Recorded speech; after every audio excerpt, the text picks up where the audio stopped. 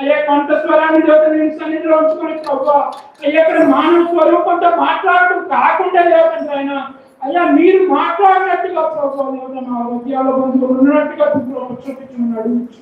పరిశుద్ధుడైన యేసుక్రీస్తు నామములో అడిగి వేడుకుంటున్నాను పరమ తండ్రి. ఆమేన్. అలాగే నుంచొని మనం పరిశుద్ధ గ్రంథంలో నుంచి పేతురు రాసిన 2వ పత్రిక 1వ అధ్యాయంలో చదువుకుందాం. పేతురు రాసిన 2వ పత్రిక 1వ అధ్యాయం.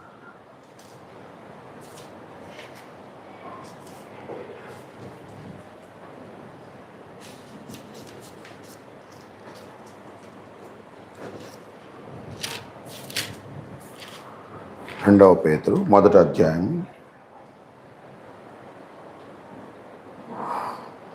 4వ వచనం నుంచి చదువుకుందాం. 2వ పేతురు 1వ అధ్యాయము 4వ వచనం అందరం కలిసి చదువుదాం. ఆ మహిమ గుణాతిశయములను బట్టి ఆయన మనకు అమూల్యములను అత్యధికములనైన వాగ్దానములను అనుగ్రహించి ఉన్నాడు. దురాశను అనుసరించుట వలన లోకమందున్న భ్రష్టత్వమును ఈ వాగ్దానముల మూలముగా మీరు తప్పించుకొని దేవస్వభావమునందు పాలివారగునట్లు వాటిని అనుగ్రహించను.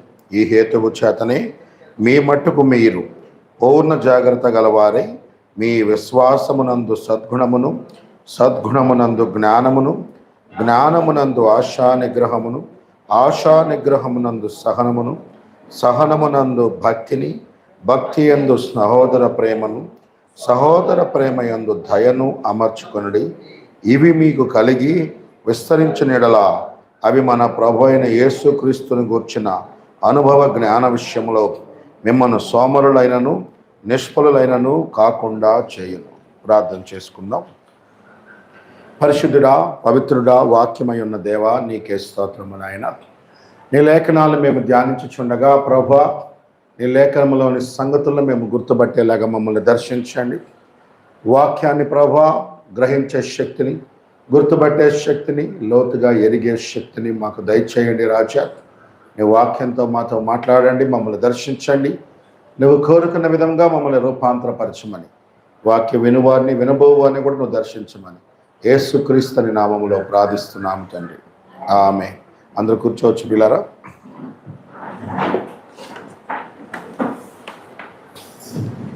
ఈరోజు మనం బైబిల్లో లేఖనాలు చెప్పే the stature of perfect man, ఒక పరిపూర్ణ మానవుని స్వరూపం.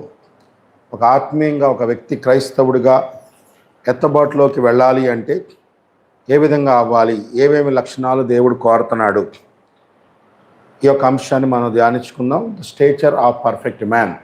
ఒక పరిపూర్ణ మానవునిగా ఏదైనా తోటలో పడిపోక ముందున్న మానవుడు పరిపూర్ణ మానవుడు. ఆ పడిపోయిన తర్వాత ఎంత భక్తిపరుడైనా, ఎంత ప్రార్థనాపరులైనా, ఎంత గొప్ప వ్యక్తులైనా అసంపూర్ణులే పిల్లారా.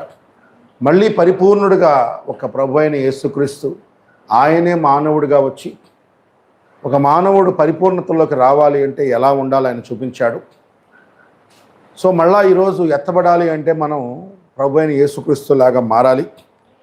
సో ఎత్తబడే వ్యక్తికి ఏమేమి లక్షణాలు ఉండాలని బైబిల్ చెప్తుంది, వీటిని ఎలా పొందుకోవాలని చెప్తుంది, ఎలా ఆర్డర్లో పొందుకోవాలని చెప్తుంది. ఈ సంగతులు మనకి తెలుసుకోవడం చాలా ముఖ్యం. ఈ పేతురు రాసిన ఈ 2వ పత్రికలో మనము దైవ స్వభావములో పాలువారమయ్యి దేవునిలో నిష్ఫలులు కాకుండా ఫలవంతమైన క్రైస్తవ జీవితాన్ని జీవించాలంటే, దేవుడు కోరుకున్న ఫలాన్ని మనం ఫలించాలంటే మనలో ఎటువంటి లక్షణాలు ఉండాలో ఇక్కడ రాయబడతా ఉంది పిల్లలు. మీరు బయట వస్తుంటే ఎదురుగా అక్కడ బ్యానర్ కనపడింది కదా, ఆ బ్యానర్ మీద ఒక పిరమిడ్ ఆకారంలో బొమ్మ కనపడుతుంది కదా, ఆ పిరమిడ్ ఆకారంలో ఉన్నది ఇవే పిల్లలు. ఆ పిరమిడ్ మీద ఉన్నవి ఇవే. వాటినే ఈరోజు మనం ధ్యానిద్దాం.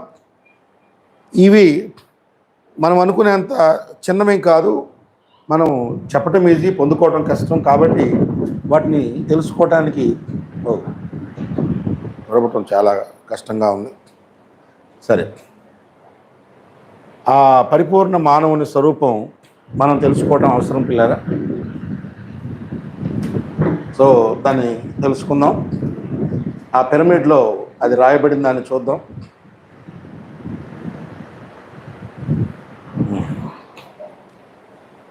అందులో ఏమేమి లక్షణాలు ఉన్నాయి చదువుతారా? 5వ వచనం.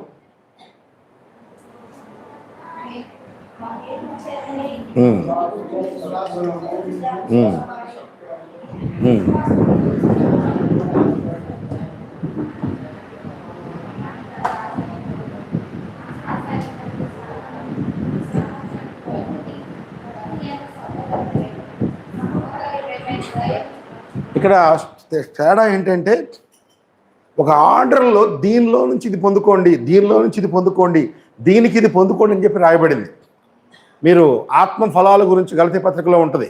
అక్కడ చూసుకుంటే ఆత్మ ఫలాలు ఇలా ఉంటాయి: విశ్వాసము, సంతోషము, ప్రేమ, సంతోషము, సమాధానం, సాత్వికం, దయాళుత్వం, మంచితనం అని అలా ఉంటుంది. కానీ ఇక్కడ అది కాదు స్పెషల్. ఒక్కొక్క దానికి దీనికి ఇది యాడ్ చేసుకోండి, దీనికి ఇది యాడ్ చేసుకోండి, దీనికి ఇది యాడ్ చేసుకోండి, ఇది క్రమము, ఒక్కొక్కటి ఇలా రావాలి, ఒక్కొక్కటి ఇలా రావాలి అని. ఒక చెట్టు మొలిచేటప్పుడు డైరెక్ట్గా చెట్టు నుంచి కాయ రాదు కదా. చెట్టుకి ఆకులు, ఆకుల నుంచి పూత, పూత నుంచి కాయలు దశల వైజ్గా వస్తాయి. డైరెక్ట్గా చెట్టు నుంచి ఆకులు రాకుండా, పూత రాకుండా, ఏమీ రాకుండా కాయ రావడం అనేది చాలా దాదాపుగా అసాధ్యం. అది ఒక క్రమాన్ని ఏర్పాటు చేశాడు దేవుడు. ప్రతిదానికి ఒక క్రమాన్ని ఏర్పాటు చేశాడు దేవుడు.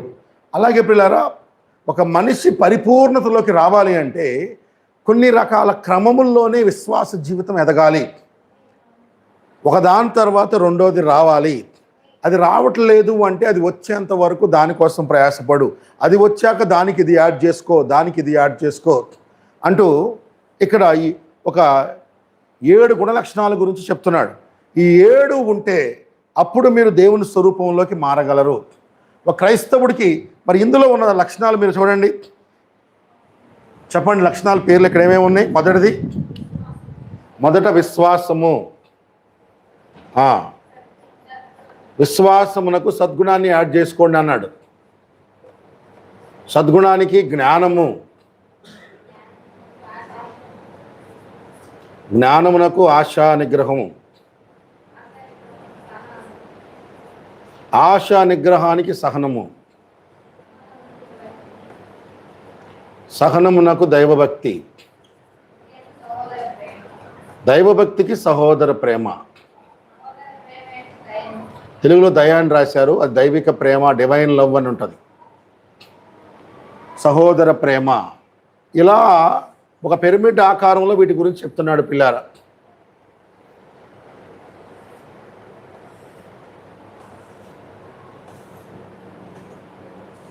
ఇవన్నీ కరెక్ట్గా ఉంటే దీనిపైన తలరాయిలాగా దైవిక ప్రేమ, డివైన్ లవ్, దేవుని యొక్క ప్రేమ నీలో సంపూర్ణమైద్ది. ఇది క్రైస్తవుడు దేవుని స్వభావంలో మారే ఒక రహస్యం. ఇది చెప్తా ఉన్నాడు. ఒక క్రైస్తవుడు దేవుని స్వరూపంలోకి మారాలి అంటే ఇలా ఒక్కొక్క లక్షణాన్ని పొందుకోవాలి. ఈ పిరమిడ్ ఎందుకు రాశాము అంటే అది ఇంకొక చరిత్ర, అది ఇంకొక రోజు దాన్ని ధ్యానిద్దాం. బైబిల్ చెప్తుంది పిరమిడ్ 2వ బైబిల్ అని. మొదటి బైబిల్, ఈ బైబిల్ 3వ బైబిల్ పిల్లారా. ఇది మొదటి బైబిల్ కాదు, ఈ అక్షరాల రూపంలో రాయబడిన బైబిల్ ఇది 3వ బైబిల్. బైబిల్ చెప్పే మొదటి బైబిల్ ఏదో చెప్పగలరా? దేవుడు మొదటి బైబిల్ ప్రకృతిలోనే రాశాడట. ఆమేన్. ఈ ప్రకృతే మొదటి బైబిల్ పిల్లారా. ఆమేన్. ఇంకా క్లియర్గా అందులో ఆకాశ నక్షత్రాల్లో దేవుడు బైబిల్ రాశాడని ఉంటుంది. ఆది కాండంలోనే దేవుడు చేస్తున్నప్పుడు 4వ రోజు ఆకాశ నక్షత్రాలను చేస్తున్నప్పుడు సూచనలు తెలగటానికి, కాలాన్ని చెప్పడానికి, దేవుని యొక్క ప్రణాళికను బయలుపరచడానికి అది రహస్యంగా పెట్టబడింది అని ఉంటుంది. సూచన అది ఒక ఆ సూచనలతో రాయబడింది. ఏదో పైన ఊరికి చుక్కలట్లా పెట్టలా, గుర్తులు పెట్టలా. వాటికి ఒక అర్థాలు ఉంది, దానికి ఒక ప్రణాళిక ఉంది, దానికి ఒక అర్థం ఉంది అని. అందుకనే నక్షత్ర రాసుల్లో 12 నక్షత్ర రాశిలో మొదటి రాశి ఏంటి పిల్లారా? వీళ్ళు చూసే మొదటి రాశి వేరు, అన్యులు లెక్కేసేది. బైబిల్ చెప్పే మొదటి రాశి కన్యా రాశి, చిట్ట చివరి రాశి సింహరాశి. వీటిల్లో దేవుని ప్రణాళిక ఉందని బైబిల్ చెప్తుంది. చూసారా, దేవుడు ఒక అమ్మాయి రూపంలో ఇట్లా ఉంటే చుక్కలు అమ్మాయి రూపంలో ఉంది. అమ్మాయి అంటే కన్యే అని చెప్పి ఎవరు చెప్పారు? ఈ రాసుల్ని వివరించింది ఎవరో తెలుసా పిల్లారా? చరిత్ర ప్రకారంగా అది అది హిస్టారికల్గా హానోకు అనే వ్యక్తి మొదటిసారి రాసులను భూమిని చెప్పాడు. జస్ట్ ఒక బొమ్మ ఉంటుంది, ఇట్లా ముగ్గులాగా ఉంటుంది. నక్షత్ర రాశులు మీరు చూస్తే ముగ్గులాగా ఒక ఆమె ఇలా కూర్చొని ఇలా ఉన్నట్టు ఉంటుంది. ఒక బొమ్మేసి ఈ బొమ్మలో ఒక ఆడామని పెట్టి, ఆడామంటే ఎవరని చెప్పొచ్చు, ఒక రాణని చెప్పొచ్చు, ఒక తల్లి అని చెప్పొచ్చు, ఒక భార్య అని చెప్పొచ్చు, ఒక యవనస్త్రాలు అని చెప్పొచ్చు. కానీ కన్యక అని ఎవరి మైండ్లో ఉంది? ఇది చేసిన ఆయన మైండ్లో ఉంది. దాన్ని హానోక్ అనే ప్రవక్త భూమి మీద చెప్పాడు. మొదటి రాశి పేరు కన్యా రాశి. ఆమేన్. ఎందుకు అంటే దేవుని ప్రణాళికలో ఆయన మొదటిసారి భూమి మీదకు కన్య గర్భాన పుట్టబోతున్నాడు. చిట్ట చివరి రాశి సింహరాశి. యూదాగోత్ర సింహంగా రాజుగా రెండవసారి భూమి మీద రారాజుగా దేవుడు రాబోతున్నాడు. ఇది మనం చాలా క్యాజువల్గా చూసుకుంటారు. ఈరోజు విగ్రహారాధికులు అయితే పెట్టుకొని జ్యోతిష రాశిని బట్టి నీ రాశి ఫలం చెప్పు, నా రాశిలో ఏం జరుగుతుంది, ఇప్పుడు మేలు జరుగుతా, ఇదేదో అయితే అనుకుంటారు. రాసులు రాసింది దానికోసం కాదు, దేవుడు ఆయన ప్రణాళికను చెప్పడానికి రాసులు చేశాడు. పిల్లలు బైబిల్లో మొత్తం గురించి ఉంటుంది. మీరు చూస్తే రాసుల్లో ధ్రువ నక్షత్రం అని ఒకటి ఉంటుంది, పోలార్ స్టార్. అన్ని నక్షత్రాలు కదులుతూ ఉంటాయి, అది కదలకుండా ఉంటుంది. ఆమేన్. ప్రకటన గ్రంథంలో ఉంటుంది, I am the bright and morning star, I am the bright star అని. అన్నిటికంటే వెదిగే నక్షత్రాన్ని I am the polar star. ఆమోసు గ్రంథంలో ఉంటుంది, దేవుడే ధ్రువ నక్షత్రమై ఉన్నాడు. అంటే దేవుని బిడ్డలందరూ అబ్రహాము సంతానం మొత్తం నక్షత్రాలుగా పోల్చబడ్డారు. ఇందులో అందరూ కదులుతూ ఉంటారు, అందరి జీవితాలు మారుతూ ఉంటాయి. కానీ మార్పు లేకుండా స్థిరంగా ఉండే వ్యక్తి ఎవరంటే అబ్రహాము సంతానంలో వస్తున్న ప్రభువైన యేసుక్రీస్తు. కాబట్టి ఆయన మారే నక్షత్రానికి ఆయన సాదృశ్యం, మనమందరం మారే నక్షత్రాలకు సాదృశ్యం. దేవుని రాజ్యంలో స్టార్స్ ఎవరంటే మనమే బైబిల్ చెప్తుంది. నిజమేనా? ఎవరు అనేకుల నీతి మార్గం వైపు తిప్పుదురో వాళ్ళే దేవుని రాజ్యంలో స్టార్స్ అని అబ్రహాముని పిలిచి చెప్పాడు. పై నక్షత్రాలను చూసి నీ సంతానం అలా ఉంటారు అన్నాడు. అవునా? కాబట్టి దేవుడు రాసిన నక్షత్రాల్లో బ్రదర్ బ్యానం అంటాడు, చూడండి ఆ నక్షత్రాల్లో పౌలు ఉన్నాడు, పేతురు ఉన్నాడు, మా అమ్మ అక్కడ ఉంది, మా సంఘ విశ్వాసులు ఉన్నారు. చూడండి పిల్లలు, అది దేవుని మైండ్. నక్షత్రాల్లో పౌలు ఉన్నాడు, నక్షత్రాల్లో పేతురు ఉన్నాడు, నక్షత్రాల్లో నువ్వు నేను కూడా ఉన్నాం పిల్లలు. అది దేవుని బైబిల్. పోలార్ స్టార్ చుట్టూ సప్తఋషి మండలం అని 7 నక్షత్రాలు తిరుగుతూ ఉంటాయి. 7 స్టార్స్, 7 దూతలకు సాదృశ్యం అది. ఆమేన్. బైబిల్ మొత్తం. సరే, దానిలోకి వెళ్ళటల్లా మనం టాపిక్ డీవియేట్ అవుతాం. మన టాపిక్ దీని దగ్గరే ఉందాం. సరే, మొదటి బైబిల్ అది. రెండవ బైబిల్ హానోకు ఈ పిరమిడ్ రూపంలో కట్టాడు. అందుకే భూమి మీద అన్ని కట్టడాలు పోయినా పిరమిడ్కి తలరాయి పెట్టలేదు. పిరమిడ్ అనే పేరుకి అర్థం ఏంటంటే ద ప్లేస్ ఆఫ్ ఎసెన్షన్, పైకి ఎత్తబడే స్థలం అని అర్థం. మూడవసారి బైబిల్ని పేపర్ మీద రాసుకుంటా వచ్చాడు దేవుడు. పేపర్ అంటే ఫస్ట్ పేపర్ కాదనుకోండి, చర్మపు కాగితాల మీద ఫస్ట్ రాశారు. దానికంటే ముందు రాతితో చెక్కాడు దేవుడు. అవునా? మోషే దగ్గరకు వచ్చి 10 ఆజ్ఞలు దేంతో రాశాడు? ఒక రాయి మీద చెక్కాడు. అంటే ఈ అక్షర రూపంలో ఉన్న బైబిల్ మూడవ రూపం బైబిల్. మొదటి రూపం ప్రకృతిలో ఉంది బైబిల్. అందుకని సృష్టిలో ఉన్న ఎవ్వరు కూడా దేవుని దగ్గర తీర్పు రోజు నాకు నువ్వు ఎవరో తెలియదు ప్రభు అంటే ఊరుకోడంట. ఎందుకు? రమాపత్రిక 1వ అధ్యాయంలో చెప్పుకుంటా వస్తాడు, దేవుడు సృష్టిలో తనను తాను వ్యక్తపరుచుకుంటా ఉన్నాడని చెప్పి రాయబడింది. సృష్టిని చూస్తే దేవుడు నీకు అర్థమవుతాడు అని. ఆమేన్. హల్లెలూయా. దేవుడు ప్రకృతిలో ఉన్నాడు, సృష్టిలో ఉన్నాడు. సృష్టి మొత్తము సృష్టికర్తనే వ్యక్తపరుస్తూ ఉంది అది. ఆమేన్. హల్లెలూయా. సో రెండవది, దేవుడు మొదట ఎత్తబడిన ప్రవక్త, ఎత్తబాటు ఎలా జరిగిద్దో ఈ పిరమిడ్ రూపంలో పెట్టాడు ఆయన హానోకు. హానోకు గురించి 2 వర్తమానాలు బోధించాను, ఒకటి నెల్లూరులో, ఇంకోటి యానాంలో. వినకపోతే మళ్ళీ వినండి, చాలా విషయాలు అర్థమవుతాయి. బైబిల్లో మొట్టమొదట ఎత్తబడిన వ్యక్తి ఆయన. ఆమేన్. ఎంతమంది ఎత్తబాటులో దేవుడు రాకలు ఉండాలని ఆశపడుతున్నారు పిల్లారా? ఎత్తబడాలంటే ఎత్తబడిన వాడు ఏం చెప్పాడో వెళ్ళాలి, తెలుసుకోవాలి. ఆమేన్. కాబట్టి మొట్టమొదటి ఎత్తబడిన ప్రవక్త బైబిల్లో హానోకు ప్రవక్త. కాబట్టి ఈ హానోకు జీవితం, హానోకు కట్టింది పిరమిడ్ బైబిల్లో, మొట్టమొదటి పిరమిడ్. ఇప్పుడున్న పిరమిడ్లు ఉన్నాయి, ఈ పిరమిడ్లన్నీ కూడా సమాధులు. కానీ హానోకు కట్టిన పిరమిడ్ సమాధి కాదు, అది గ్రేట్ పిరమిడ్ ఆఫ్ గీజా అంటారు. అది మన ఈజిప్టులో సాతాను ఎప్పుడు పిల్లారా ఒరిజినల్ దాని పక్కన డూపుని తెచ్చి పెడతాడు, ఒరిజినల్ అర్థం కాకూడదని. హానోకు కట్టిన పిరమిడ్ సమాధి కాదు, దానిలో ఒక్క సమాధి లేదు. కానీ పక్కన ఈ మోషే కాలంలో సమాధులు కట్టారు ఫరోలు. ఇవన్నీ సమాధులు, ఇవన్నీ కూడా కాలగర్భంలో భూమిలో కుంగిపోయినాయి, భూకంపాలు వస్తే పడిపోయినాయి. కానీ హానోకు కట్టిన పిరమిడ్ జల ప్రళయంలో మొత్తం భూమి మునిగిపోయినా కానీ దానికి ఏ డ్యామేజ్ కాలేదు ఈరోజు కూడా. ఆమె ఆ పిరమిడ్ చాలా గొప్పతనం. సో ఆ పిరమిడ్లో, హానోకు కట్టిన పిరమిడ్లో 1,44,000 రాళ్ళు వాడారు. ఆ పిరమిడ్లో రాయి గుండు మన చిన్న బ్లేడ్ పెట్టినా కానీ పట్టినంత గట్టిగా అతుక్కొని ఉంటాయి.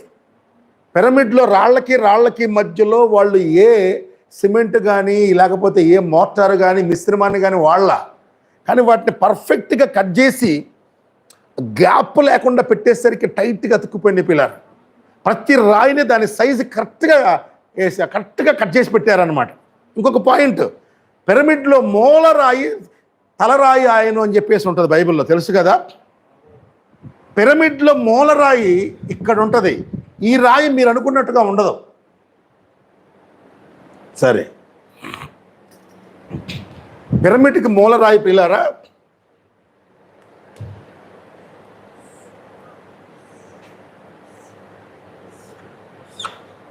పిరమిడ్ ఇలా ఉంటుంది కదా, ఈ కట్ చేద్దాం.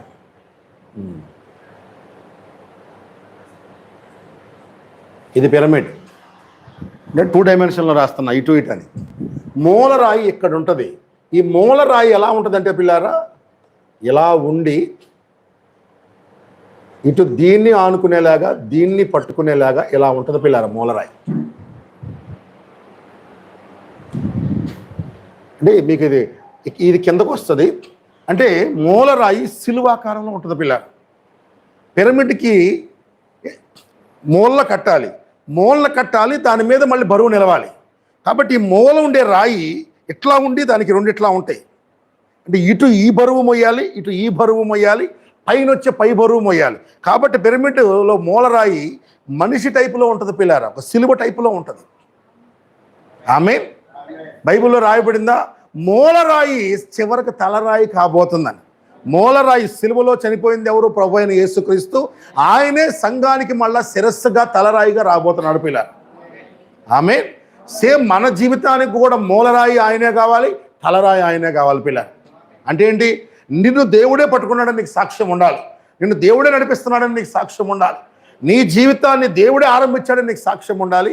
అలాగే నీ జీవితాన్ని దేవుడే సంపూర్ణం చేయాలి పిల్లలు.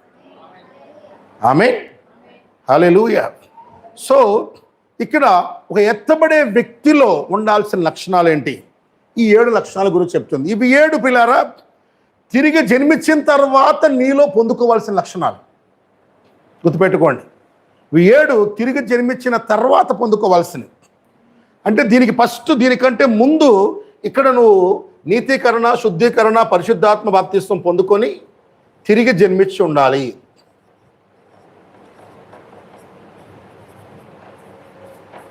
Building a living tabernacle of a living God. పరిశుద్ధాత్మ బాప్తిస్వం పొందిన తర్వాత కూడా క్రైస్తవుడు ఈ 7 లక్షణాలని దేవుని ఆత్మలో నుంచి పొందుకొని దేవుని స్వరూపంలో ఎదగాలి. ఇది దేవుని ప్రణాళిక. ఇక్కడ పౌలు ఏమన్నాడు, పేతురు ఏమన్నాడో చూడండి. యేసుక్రీస్తు దాసుడును అపోస్తలుడైన పేతురు, దేవుని రక్షకుడైన దేవుని యొక్కయు మన ప్రభు అయిన యేసుక్రీస్తు యొక్కయు పిల్లరా మా వలనే అమూల్యమైన విశ్వాసం పొందిన వారికి శుభమని చెప్పి. ఆమె హల్లెలూయా. ఇక్కడ పేతురు మాట్లాడుతూ మాలాగే దేవుని రాజ్యంలోకి వచ్చిన వారికి మా వలనే అమూల్యమైన విశ్వాసాన్ని, ఇది మన సొంత విశ్వాసం కాదు, దేవుని ఆత్మ ద్వారా తిరిగి జన్మించిన విశ్వాసం. ఈ విశ్వాసం పొందుకొని తిరిగి జన్మించిన వాళ్ళకి అక్షయ బీజం వల్ల మీరు తిరిగి జన్మించారు అంటాడు మొదటి పత్రికలో. అంటే కొత్త జన్మ పొందిన వారికి శుభమని చెప్పి రాస్తూ ఇక్కడ అంటున్నాడు, మీరు తిరిగి జన్మించిన తర్వాత అంతటితో ఆగిపోవద్దు, తిరిగి జన్మించినాక కూడా మీరు క్రీస్తు స్వరూపంలోకి ఎదగాలి అంటే ఈ 7 గుణ లక్షణాలను మీరే పొందుకోవాలంటున్నాడు. ఆమె ఈ పాయింట్ చూడండి. ఈ 7 గుణ లక్షణాలు పిల్లారా ఒక మనిషి దేవుని స్వరూపంలో వెళ్ళటానికి అవసరమైనవి 7 గుణ లక్షణాలే. ఇందులో సంతోషం లేదు, సమాధానం లేదు, సాత్వికం లేదు, దీనత్వం లేదు, దయాళుత్వం లేదు, మంచితనం లేదు. మనం చూస్తే ఆ లక్షణాలు ఏమీ ఇక్కడ కనపట్ల. కానీ ఒక వ్యక్తి దేవుని స్వరూపంలో ఎత్తబాటుకి వెళ్ళాలి అంటే మనిషికి కావలసిన లక్షణాలు ఇవి ఎక్కడున్నాయి అంటే పరిశుద్ధాత్మ ద్వారా తిరిగి జన్మించిన వాడికి లోపల ఉన్న ఆత్మలోని 7 గుణ లక్షణాలు ఉంటాయి పిల్లలు. వీటిని ఎక్కడి నుంచి అంటే ఆత్మలో నుంచి పొందుకోవాలి.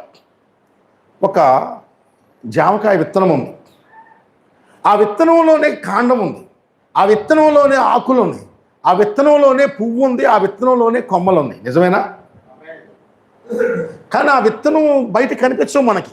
ఆ విత్తనాన్ని ఎప్పుడైతే నీళ్ళలో నువ్వు భూమిలో నాటుతావో, దానికి నీళ్లు పోస్తూ ఉంటావో, అది లోపల నుంచి దానిలో ఉన్న కొమ్మను బయటకు తీసి, తర్వాత నీళ్లు పోస్తూ ఉంటుంటే దానిలో ఉన్న ఆకుల్ని బయటకు తీసింది. అది ఏం చేయాలి? నీళ్లు తాగుతూ ఉంటే దానిలో ఉన్న ఇంకా ఇంకా ఇంకా ఇంకా కొమ్మలు బయటకు వస్తూ ఉంటాయి. ఈ కొమ్మలన్నీ ఆ బుడ్డ విత్తనంలోనే ఉన్నాయా లేదా పిల్లలు? ఒక యాపిల్ చెట్టు నాటండి, ఆ యాపిల్ చెట్టులో నుంచి తర్వాత ఎన్ని యాపిల్ కాయలు వస్తున్నాయో అవన్నీ కూడా ఆ విత్తనంలో నుంచే వస్తున్నాయి. అంతేనా కాదా? సేమే పరిశుద్ధాత్మ ద్వారా నువ్వు తిరిగి జన్మిస్తే, అంటే నువ్వు మారు మనసు పొందుకొని పాపాలు ఒప్పుకొని నువ్వు పరిశుద్ధపరచబడి నీతీకరణ శుద్ధీకరణ దాటుకొని నువ్వు యేసుక్రీస్తునామములో బాప్తిస్వం పొంది నువ్వు పరిశుద్ధాత్మ బాప్తిస్వం పొందావనుకో, ఎస్, పరిశుద్ధాత్మ అనే చిన్న విత్తనం నీలోకి వస్తుంది. వస్తే నీలో దేవుని యొక్క సర్వ సంపూర్ణత నీలో ఉంది పిల్లలు. చిన్న పరిశుద్ధాత్మను నువ్వు ఇలా పొందుకున్నా, నువ్వు సృష్టికర్త అయిన దేవుడికి ఎంత శక్తి ఉందో నీలో అంత శక్తి ఉంది. ఆయనకి ఎంత జ్ఞానం ఉందో నీకు అంత జ్ఞానం ఉంది. కానీ నీకు నిజంగా రాలేదంతా. జస్ట్ లైక్ ఆ చిన్న విత్తనంలో ఇంత పెద్ద మొక్క ఉన్నట్టుగా నీ లోపల ఉన్న పరిశుద్ధాత్మలో అనేకమైన లక్షణాలు దాచబడి ఉన్నాయి. ఆమేన్. నువ్వు వాక్యాన్ని వింటూ ప్రార్థిస్తూ లోపల ఆత్మలో ఉన్న ఒక్కొక్క గుణ లక్షణాలని తాగుతూ ఉండాలి పిల్లలు. ఇది పేతురు చెప్తుంది.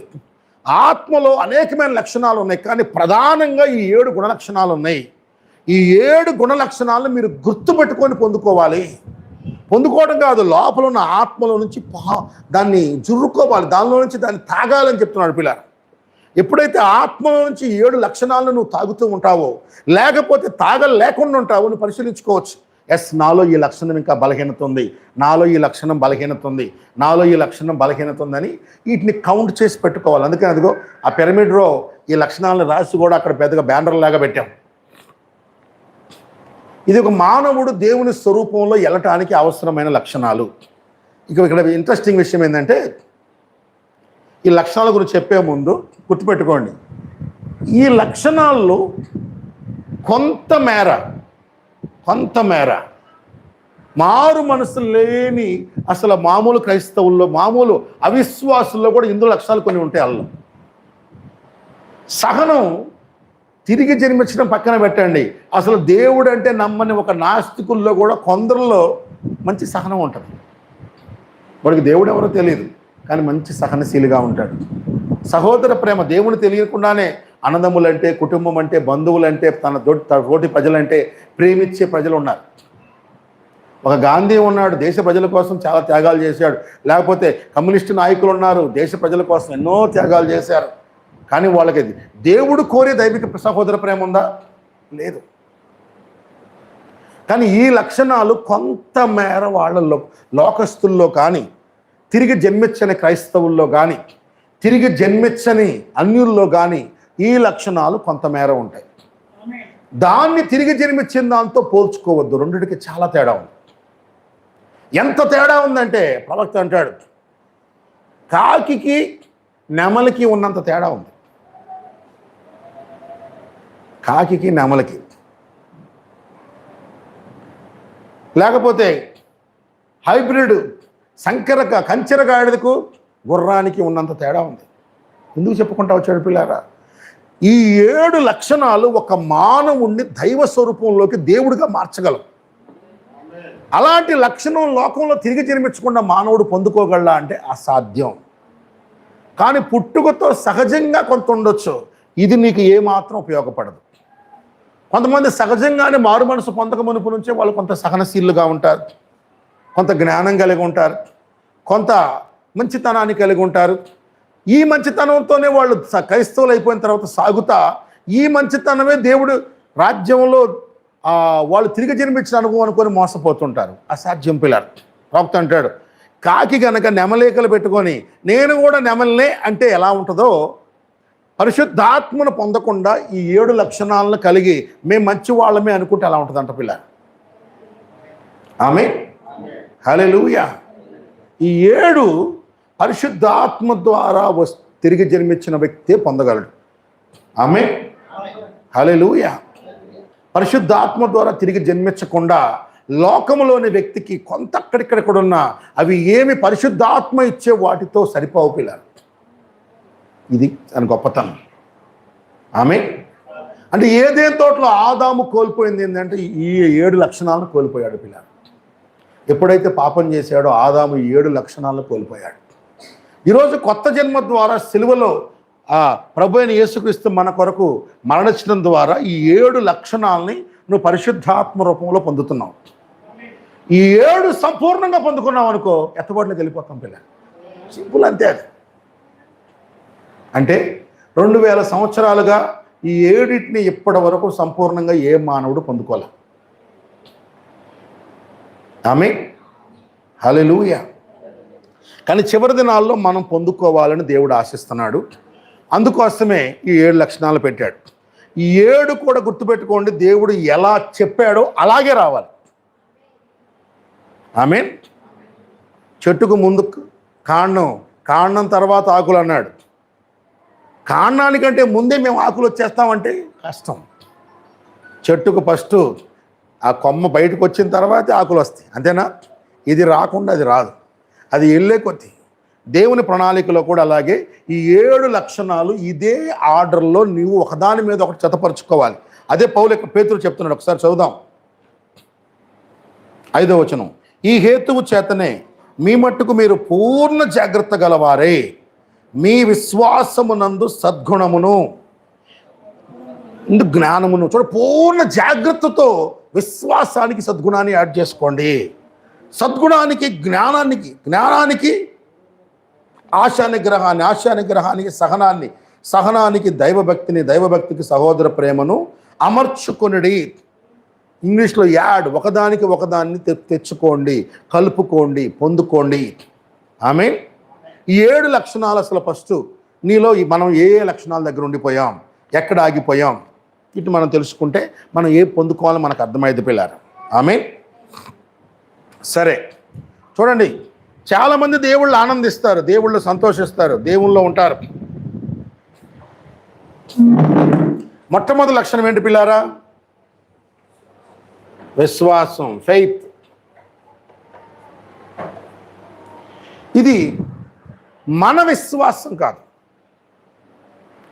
హ్యూమన్ ఫెయిత్ కాదు. పౌలు అంటాడు, నేను నా విశ్వాసంతో కాదు యేసుక్రీస్తు యొక్క విశ్వాసంతో జీవిస్తున్నాను. అంటే బిలీవర్ అంటే faith of God moving through అని. ఎవరిలో దేవుని విశ్వాసం కదులుతుందో అతనే విశ్వాసం పిల్లలు. దేవుని ఆత్మ నీలోకి వచ్చి ఆత్మ తన సొంత విశ్వాసాన్ని నీకు ఇస్తాడు. నీ సొంత విశ్వాసం కాదు, దేవుని విశ్వాసం మన ద్వారా రావటం. దేవుడు ముందు వాక్యాన్ని పలికాడు. బైబిల్ చెప్తుంది ఆయన సొంత వాక్యాన్ని ఆయన ముందు నమ్మాడంటే పిల్లలు. దేవుని విశ్వాసం నీకు వస్తే ఫస్ట్ నువ్వు ప్రతి వాక్యాన్ని నమ్ముతావు పిల్లలు. బైబిల్లో ఉన్న ప్రతి మాటను నమ్ముతావు. బైబిల్ మొత్తం సత్యం అని నమ్ముతావు. బైబిల్ కొంత సత్యం అని నమ్మవు. కొంత నమ్ముతా, కొంత నమ్మవని చెప్పవు. కొంత అంగీకరిస్తాను, కొంత అంగీకరిస్తానని చెప్పవు. కొంత ఈ కాలానికి, కొంత పర్వత కాలానికి అని చెప్పవు. దేవుని విశ్వాసం ముందు ప్రతి మాట నిజము, దేవుని వాక్యము నిజమని నీకు విశ్వాసాన్ని ఇస్తుంది పిల్లలు. ఎందుకు? యేసుక్రీస్తుకి ఏ విశ్వాసం ఉందో పరిశుద్ధాత్మ నీ లోపలికి వచ్చి తన సొంత విశ్వాసాన్ని నీకు ఇస్తాడు. అందుకే ఆత్మ కలిగిన వాడికి తన ప్రాణం వాక్యం మీద లంగర్ వేయబడి ఉంటుంది పిల్లలు.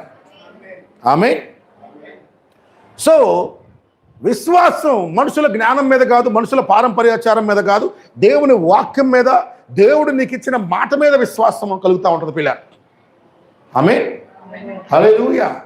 సో ఈ విశ్వాసం ద్వారానే నువ్వు అనేక పరిస్థితులు జయించగలవు. విశ్వాసం ద్వారా అనే సమస్యలు జయించగలవు. విశ్వాసం ద్వారా రోగాలను జయించగలవు. విశ్వాసం ద్వారా అప్పులను జయించగలవు.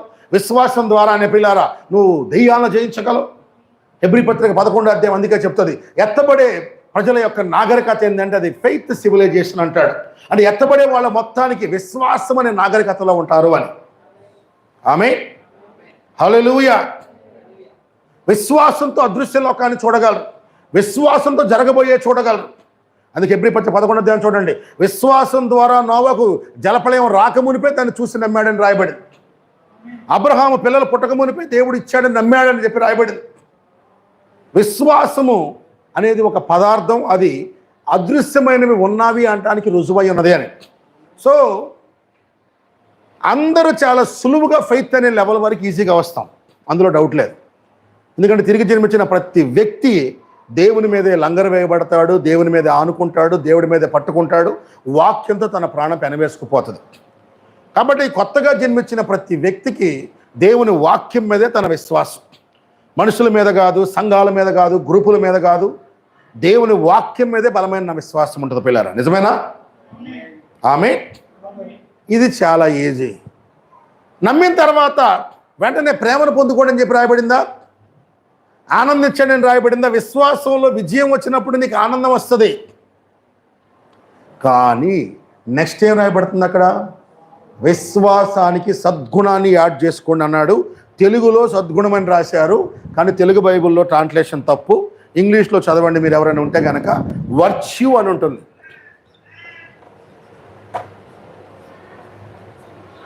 వర్చ్యూ, వర్చ్యూ అంటే ప్రభావం. యేసు ప్రభువుని ముట్టుకున్నప్పుడు ఒక రక్తస్రావం కలిగిన స్త్రీ, ఆయనలో నుండి ప్రభావం ఆమెలోకి వెళ్ళి ఆమెను స్వస్థపరిచింది పిల్లలు. అవునా? ఆయన అనేక మంది ముట్టుకున్నప్పుడు ఆయనలో ఉన్న స్వస్థత శక్తి వారి మీదకి వెళ్ళి వారిని తాకి స్వస్థపరుస్తుంది. నిజమేనంటారా? అందరూ గట్టిగా ఇక్కడే ఉన్నారా? ఇది చాలా చాలా చాలా ఇంపార్టెంట్. ఆదిమ సంఘములో వారి నీడపడిన స్వస్థత జరిగింది. వారిలో ఉన్న ఆత్మ ఎదుటి వ్యక్తి మీదకి, అందుకని వారు రోగుల మీద చేతులు వచ్చినప్పుడు స్వస్థత పొందేదరు అన్నాడు. వారు అన్ని భాషల్లో మాట్లాడతారు అన్నారు. హానికరమైనది తిన్నా వాళ్ళకి ఏమి చేయదు అన్నాడు. ఇది ప్రభావం పిల్లలు. ప్రవక్త అంటాడు, he's expecting the same virtue from his church. ఆయనలో ఎలా ప్రభావం వెళ్ళి ప్రజలను స్వస్థపరిచిందో అదే ప్రభావం ఆయన సంఘం నుండి ఆశిస్తున్నాడంట పిల్లలు. నీలో నుంచి ప్రభావం బయటకు వచ్చి ప్రజలను తాకి స్వస్థపరచాలని. నువ్వు చేతులేస్తే రోగాలు పోవాలని, నువ్వు చేతులేస్తే నీలో నుండి పరిశుద్ధాత్మ ప్రభావం ఎదుటి వ్యక్తి మీదకి రావాలని. ఇది దేవుడు ఆశిస్తుంది. దేవుడు ఆశించడం కాదు, నువ్వు పొందుకున్న దేవుని ఆత్మలో ఉంది స్వభావం ఆల్రెడీ. అర్థమవుతుందా? ప్రభావం లోపల నుండి ప్రభావం రావాలి. He's expecting the same virtue from his church. Same virtue. అందుకనే దేవుడు మార్కు 16:16 ఉన్నది, that is the true church అని చెప్పి ప్రవక్త చెప్పుకుంటా వచ్చాడు. ఏంటది? దేవుని శక్తి క్రియారూపంలో ఉన్నది, స్వస్థతలు అద్భుతాలు జరుగుతున్నది, హానికరమైనది తిన్న వారికి ఏమి కాకుండా ఆపుతున్నది. పాము వారిని కరిచినా పౌలుని కరిచింది, పాము కరిచినా పౌలుకి ఏం కాలేదు. వారిని తీసుకెళ్ళి ఏమంటారు దాన్ని, షడ్రక్ మేషక్ అబేద్నెగోని తీసుకెళ్ళి అగ్నిగుండంలో వేశారు, అగ్ని వారిని కాల్చలేకపోయింది. ఎందుకు? ప్రభావం, దేవుని శక్తి. నమ్మిన తర్వాత సంఘములో నుంచి ప్రభావం రావాలి, శక్తి బయటకు రావాలి. ఆమేన్. ఇక్కడ 90% సంఘాలు ఇక్కడే ఫెయిల్ అయిపోతాయి అనుకుంటున్నాను నేను.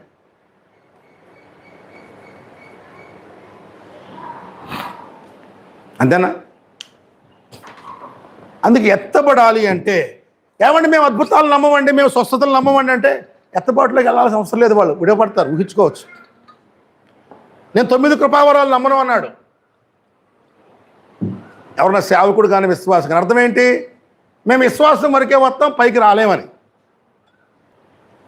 ఎత్తబడాలంటే ఆ 7 రావాల్సిందే అని బైబిల్ చెప్తుంది.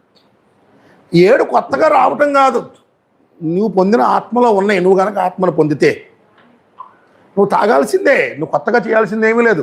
లోపల ఆత్మను నువ్వు సరెండర్ అవ్వాల్సిందే. నువ్వు కనుక బాప్తిస్మం పొందకపోతే, పరిశుద్ధాత్మ పొందకపోతే ముందు ఆ పని చేయి. పొందిన వ్యక్తికి మాత్రం ఇది గైడెన్స్. నువ్వు పొందే ఆత్మలో మొత్తం పరిపూర్ణ విశ్వాసం ఉంది, నువ్వు పొందిన ఆత్మలో ప్రభావం ఉంది.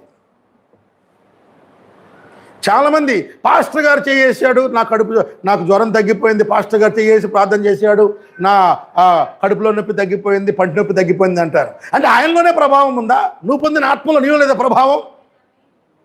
అంటే లేదు. అంటే ఒకటి, నువ్వు నిష్ఫలుడు అయి ఉండాలి, ఇక్కడి నుంచి పైకి నువ్వు తాగట్లేదు పరిశుద్ధాత్మని, లేదా అసలు నువ్వు ఆత్మను పొందుకోకుండా ఉండాలి. అంతేనా కదా? బైబిల్ చెప్తుంది, నమ్ము ప్రతి వాని వలన ఈ సూచక్రియలు జరుగున బైబిల్ చెప్తుంది. అవునా? నమ్మిన సేవకుల వల్ల జరుగునని రాయబడలా, నమ్మిన పాస్టర్ల వల్ల జరుగునని రాయబడలా, లేకపోతే నమ్మిన అపోస్తల వల్ల జరుగునని రాయబడలా. ఏమని రాయబడింది? నమ్ము ప్రతి వాని వల్ల అని రాయబడింది. నువ్వు నమ్మిన వాడివేనా? నమ్మిన వాడంటే ఎవరు? పరిశుద్ధాత్మ ద్వారా తిరిగి జన్మించిన వాడు పిల్లారా. నువ్వు గనక పరిశుద్ధాత్మ ద్వారా తిరిగి జన్మిస్తే నీలో ఉన్న ఆత్మ ప్రభావమైన ఆత్మది, శక్తి కలిగిన ఆత్మది. హల్లెలూయా. నీలో ఉన్నవాడు రోగాల కంటే గొప్పవాడు. ఆయన నీలో నుండి ప్రభావాన్ని బయటికి చూపాలని ఆశపడుతున్నాడు. హల్లెలూయా. He is expecting the same virtue from his church. Amen. హల్లెలూయా. ప్రభు వాక్యం చెప్తుంటే ఆత్మ వారిని పురుకొల్పుతూ ఉంటే రాత్రింబగళ్ళు 3 రాత్రింబగళ్ళు వాక్యం విన్నారంట. దేనివల్ల? ప్రభావం వల్ల. ఆమేన్. మోషే కొండ మీదకి వెళ్ళినప్పుడు 40 రాత్రింబగళ్ళు ఆకలి మర్చిపోయాడు, నిద్ర మర్చిపోయాడు. ఎలా? దేనివల్ల? ప్రభావం వల్ల. ఆత్మ ప్రభావం. అవునా? పరిశుద్ధాత్మ ప్రభావం వారి మీదకి వచ్చింది. అవునా? అపోస్తల మీదకి విష ప్రయోగం చేసినప్పుడు కూడా ఆత్మ ప్రభావానికి అదేమి చేయలేకపోయింది చాలాసార్లు. హల్లెలూయా. ఆ ప్రభావం రావాలి పిల్లారా. హల్లెలూయా. నాకు చాలాసార్లు బాధేస్తూ ఉంటుంది, జలుబు వస్తూ ఉంటుంది. ఏమన్నాడు? జామకాయ తిన్నాను సార్, జలుబు వచ్చిందంటారు ఒకళ్ళు. అంటే జామకాయకే ఈ ప్రభావం పోతుందా పిల్లారా? జామకాయ విషయాన్ని కూడా ఈ పరిశుద్ధాత్మ ప్రభావం హరించలేకపోతుందా? లేకపోతే సరే అన్నం తినలేదండి, గ్యాస్ ట్రబుల్ పట్టుకుందని అంటారు. అంటే ఆ యొక్క విషయాన్ని లేకపోతే ఆ రోగాన్ని పరిశుద్ధాత్మ జయించగలడు. అవునా? హల్లెలూయా. నీలో ఉన్నవాడు గ్యాస్ ట్రబుల్ కంటే బలమైన వాడు. అవునా? నీలో ఉన్నవాడు జామకాయ కంటే బలమైన వాడు. నీలో ఉన్నవాడు ప్రతి విధమైన అన్ని రకాల ఆహార విషయాల కంటే కూడా బలమైన వాడు పిల్లారు. కొన్నిసార్లు దేవుడు అనుమతించవచ్చు, కానీ దేవుడు శక్తిని మాత్రం నీ ద్వారా చూపించాలని ఆశపడుతున్నాడు పిల్లారు. ఇది పేతురు అంటున్నాడు, మీ విశ్వాసం తర్వాత ప్రభావం బయటికి రావాలంటున్నాడు. ఆమేన్. హల్లెలూయా. అది ఎత్తబాటుకి నెక్స్ట్ స్టెప్, నేను రెండో స్టెప్. ఎప్పుడైతే నీ ద్వారా ప్రభావం వస్తుందో, నువ్వు ప్రార్థన చేస్తున్నప్పుడు, లేకపోతే నీ లోపల నుండి శక్తి బయటకు వస్తుందో, నీ లోపల నుండి ఆత్మ అభిషేకం, ఆత్మ యొక్క ఆ యొక్క అనాయింటింగ్, లేకపోతే ఆ వర్చ్యూ అనేది బయటకు వస్తుందో, నువ్వు రెండవ దశకు వచ్చావు అని పిల్లారు. రాలేదు అంటే ఆ దశలో రావటానికి ఇంకా ఆత్మలో గడుపు, వాక్యం విను, ప్రార్థించు, దేవుని ఆత్మలో గడుపు, అప్పుడు ఆ రెండవ దశకు వస్తావు. ఆమేన్. హల్లెలూయా. దాని తర్వాత జ్ఞానాన్ని పొందుకోండి దాని లోపల అంటున్నాడు. ఆమేన్. అప్పుడు దీనికి జ్ఞానాన్ని పొందుకోండి. ఇక్కడ సమస్య ఏంటంటే వర్చ్యూ పొందకుండా జ్ఞానం పొందుకుందాం అనుకుంటారు కొంతమంది. దేవుణ్ణి నమ్మాము, వెంటనే వాక్య జ్ఞానం బాగా కావాలని వెళ్తారు. దేవుడు అలా చెప్పలా. విశ్వాసం నుండి ప్రభావం రావాలి, ప్రభావం తర్వాత నీకు జ్ఞానం రావాలి. దేవుడు ఎప్పుడు క్రమాన్ని తప్పడు. ఆమేన్. నువ్వు ఇంటెలెక్చువల్గా పొందుకోవచ్చు, రియల్గా నువ్వు ఆత్మ ఇచ్చే అనుభవపూర్వకమైన జ్ఞానము నీకు ఈ 2 దశల తర్వాతే వస్తుంది పిల్లలు. ఆమేన్. ప్రవక్త జీవితం కూడా చూడండి. ఫస్ట్ దేవుడు ఆయన పిలిచాడు, మంచి విశ్వాసాన్ని ఇచ్చాడు, ఆయన ద్వారా స్వస్థతలు, అద్భుతాలు, శక్తి, ప్రభావాన్ని బయటకు తీసి ఆ తర్వాత వాక్య జ్ఞానాన్ని ఇచ్చాడు. ఈరోజు 90% పైన వర్తమాన సేవకులు కూడా నమ్మాము, అయిపోయింది. విశ్వాసంలో కూడా బలమైన కార్యాలు ఏమి ఉండవు, ఏవో కొన్ని బేసిక్ కార్యాలు ఉంటాయి. ఇక తర్వాత వాళ్ళ ద్వారా ఏ ప్రభావం ఉండదు, డైరెక్ట్ జ్ఞానం, షార్ట్ కట్ లేదు పిల్లారా. ఆమేన్. సేమ్ పరిశుద్ధాత్మ పొందటానికి కూడా నీకు షార్ట్ కట్లు లేవు. నువ్వు మారు మనస్సు అంటే నీతీకరణ, పరిశుద్ధపరచబట్టం శుద్ధీకరణ అంటే సినిమాలు మానేయటం, సిగరెట్లు మానేయటం, బూతులు మానేయటం, వ్యభిచారం మానేయటం, ఇవన్నీ పరిశుద్ధపరచబడి తర్వాత పరిశుద్ధాత్మ బాప్తిసం పొందుకోవాల్సిందే. ఈరోజు పెంతెకోస్తు సంఘాలకు వచ్చిన సమస్య ఏంటి? నమ్మారు, నీతీకరణ, చక్కగా బాగుంటారు, పరిశుద్ధత లేకుండా పొట్టి బట్టలు వేసుకొని, జుట్టు కత్తిరించుకొని, లిప్స్టిక్లు వేసుకొని, మేకప్లు వేసుకొని, పరిశుద్ధత లేకుండా పరిశుద్ధ ఆత్మను పొందాలనుకుంటున్నారు. Short cut. ఒకరు దర్శనం చూశాడు. దేవుని రాజ్యంలోకి 3 మెట్లు ఉన్నాయంట. నీతీకరణ, శుద్ధీకరణ, పరిశుద్ధాత్మ బాప్తిస్మం అని. ఆ 3 మెట్లకి ఒక్కొక్కళ్ళు వస్తున్నారంట. ఒక ఆయన వచ్చాడు, మొదటి మెట్టు ఎక్కాడు, నాకు 2వ మెట్టు అవసరం లేదని చెప్పి 3వ మెట్టు మీద డైరెక్ట్ పోయి కాలేసాడంట పిల్లలు. వేయగానే అక్కడి నుంచి పడి గిరా గిరా గిరా గిరా గిరా గిరా తిరుగుతా అలా అంతులేని, అగాధమే లేని ఆ పాతాళంలోకి వెళ్ళిపోయాడంట పిల్లలు. దేవునికి షార్ట్ కట్ లేదు. నువ్వు ముందు ఫస్ట్ దేవుణ్ణి నమ్మి వచ్చినాక, రెండవది నువ్వు పరిశుద్ధపరచబడాలి. నీ వ్యసనాలు పోవాలి, నీ త్రాగుడు పోవాలి, వ్యభిచారం పోవాలి, భూతులు పోవాలి, నీ యొక్క అలంకరణలు పోవాలి. ఈ నువ్వు పరిశుద్ధపరచబడిన తర్వాత నెక్స్ట్ 3వ దశ పరిశుద్ధాత్మ బాప్తిస్మం. ఆమె షార్ట్ కట్ ఏమీ లేదు సుమా.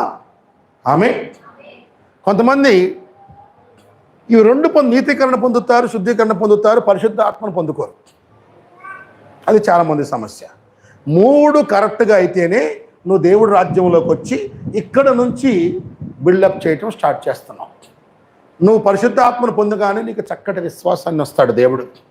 వాక్యం మీద విశ్వాసాన్ని ఇస్తాడు. ఈ గడియ వర్తమానం మీద విశ్వాసాన్ని ఇస్తాడు దేవుడు కలలో కానీ, దర్శనంలో కానీ, ప్రత్యక్షతతో కానీ, సేవకుల ద్వారా కానీ, వాక్యం ద్వారా కానీ ఒక మాట మాట్లాడితే ఆ మాటను నమ్మే శక్తిని దేవుడు ఇస్తాడు పిల్లలు. ఆమె ఇదంతా విశ్వాసంలో జరిగేది. కానీ విశ్వాసం తర్వాత ప్రభావం కంపల్సరీగా రావాలి. ఆమె హల్లెలూయా.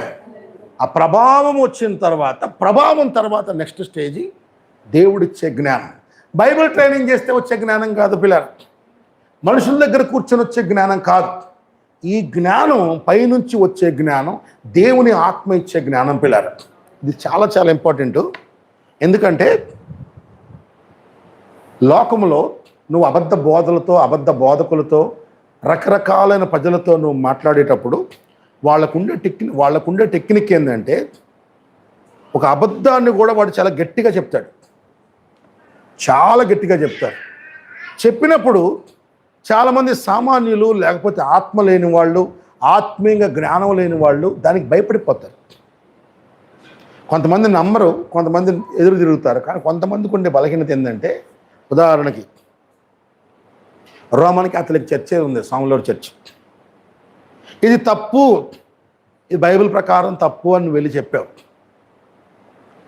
ఆ స్వాములవారి ఫాదర్ వచ్చి చాలా గట్టిగా చెప్పాడు, ఇది తల్లి సంఘం, అసలైన సంఘం, వాళ్ళే మోసగాళ్ళు, అది ఇది, ఈ చర్చి దాటి బయటికి వెళ్ళిపోయిన వాళ్ళు చచ్చిపోయారు, ఎట్టయ్యారని. అప్పుడు దాకా బైబిల్ చూసి తప్పు అని తెలిసినప్పుడు కూడా వాడికి పూర్తి జ్ఞానం కనుక లేదనుకోండి, అమ్మో చర్చి దాటి బయటికి వెళ్ళిపోతే నాకు ఏదైనా జరిగిద్దామో, ఈ చర్చి మానేస్తే నాకేమన్నా అయిద్దామో, ఈ ప్రార్థన మానేస్తే నాకేమన్నా అయిద్దామో, అలా భయంలోకి వెళ్ళిపోయినప్పుడు ఏ చిన్నది జరిగినా కానీ దాన్ని కనికి తీసుకుంటాడు.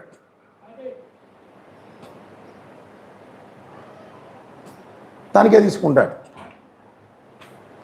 పాపం మొన్న ఒక బ్రదరు లాస్ట్ టైం కమ్యూనియన్ ప్రభురాత్రి భోజనప్పుడు వచ్చారు. ఆ బ్రదరు లూథరన్ సంఘం నుంచి ఈ కాలపు వర్తమాన సంఘంలోకి వచ్చి వాళ్ళ వర్తమానాన్ని గుర్తుపెట్టి వచ్చాడట. ఇక్కడ తెనాలిపట్నంలో, తెనాలి దగ్గర. వచ్చిన తర్వాత కొద్ది రోజులు వాళ్ళ మిస్సెస్ కూడా చర్చికి వచ్చిందట. అప్పుడు ఆ లూథరన్ పాస్టర్ ఇంటికి వచ్చి గట్టిగా శాపం పెట్టాడంట. అట్టనంట, మమ్మల్ని కాదని అంత దూరం వెళ్తున్నావు, ఈ ఊరు కాదని పోతున్నావు, లూథరన్ చర్చి కాదని పోతున్నావు, నీకు అది జరిగింది ఇది జరిగింది అని చెప్పాడంట. తర్వాత పాపం నిజంగానే ఏదో కోవిడ్ టైంలోనో ఏదో సమస్య వచ్చి నిజంగానే వాళ్ళ అబ్బాయి చనిపోయాడు.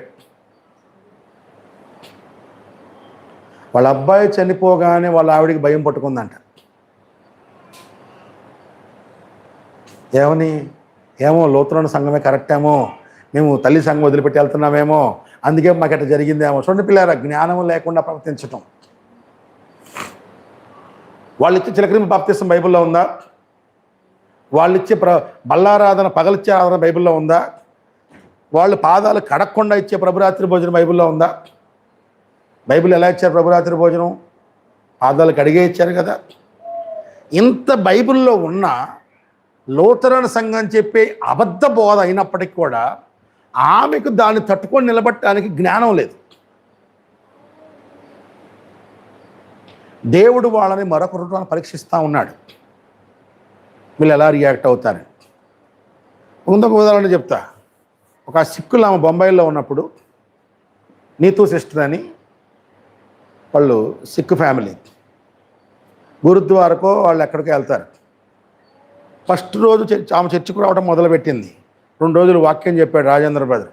3వ రోజు చర్చికి వచ్చింది. చర్చిలోకి వచ్చి కూర్చొని వాక్యం వింటా ఉంది. సడన్గా నేను లేను ఆ రోజు. ఫ్యాను ఎట్లయిందో తెలియదు, దానికి ప్రాబ్లం వచ్చి రిపేర్ చేయడానికి అనిపించారా. అంతకుముందు బ్రదర్ దాన్ని ఊడదీశాడు కండెన్సర్ బాగు చేయడానికి. బిగించేటప్పుడు దానికి యువతల వైపు ఇది ఉంటుంది కదా, ఇది పెట్ల, ఇది మర్చిపోయాడు. ఆన్ చేశారు.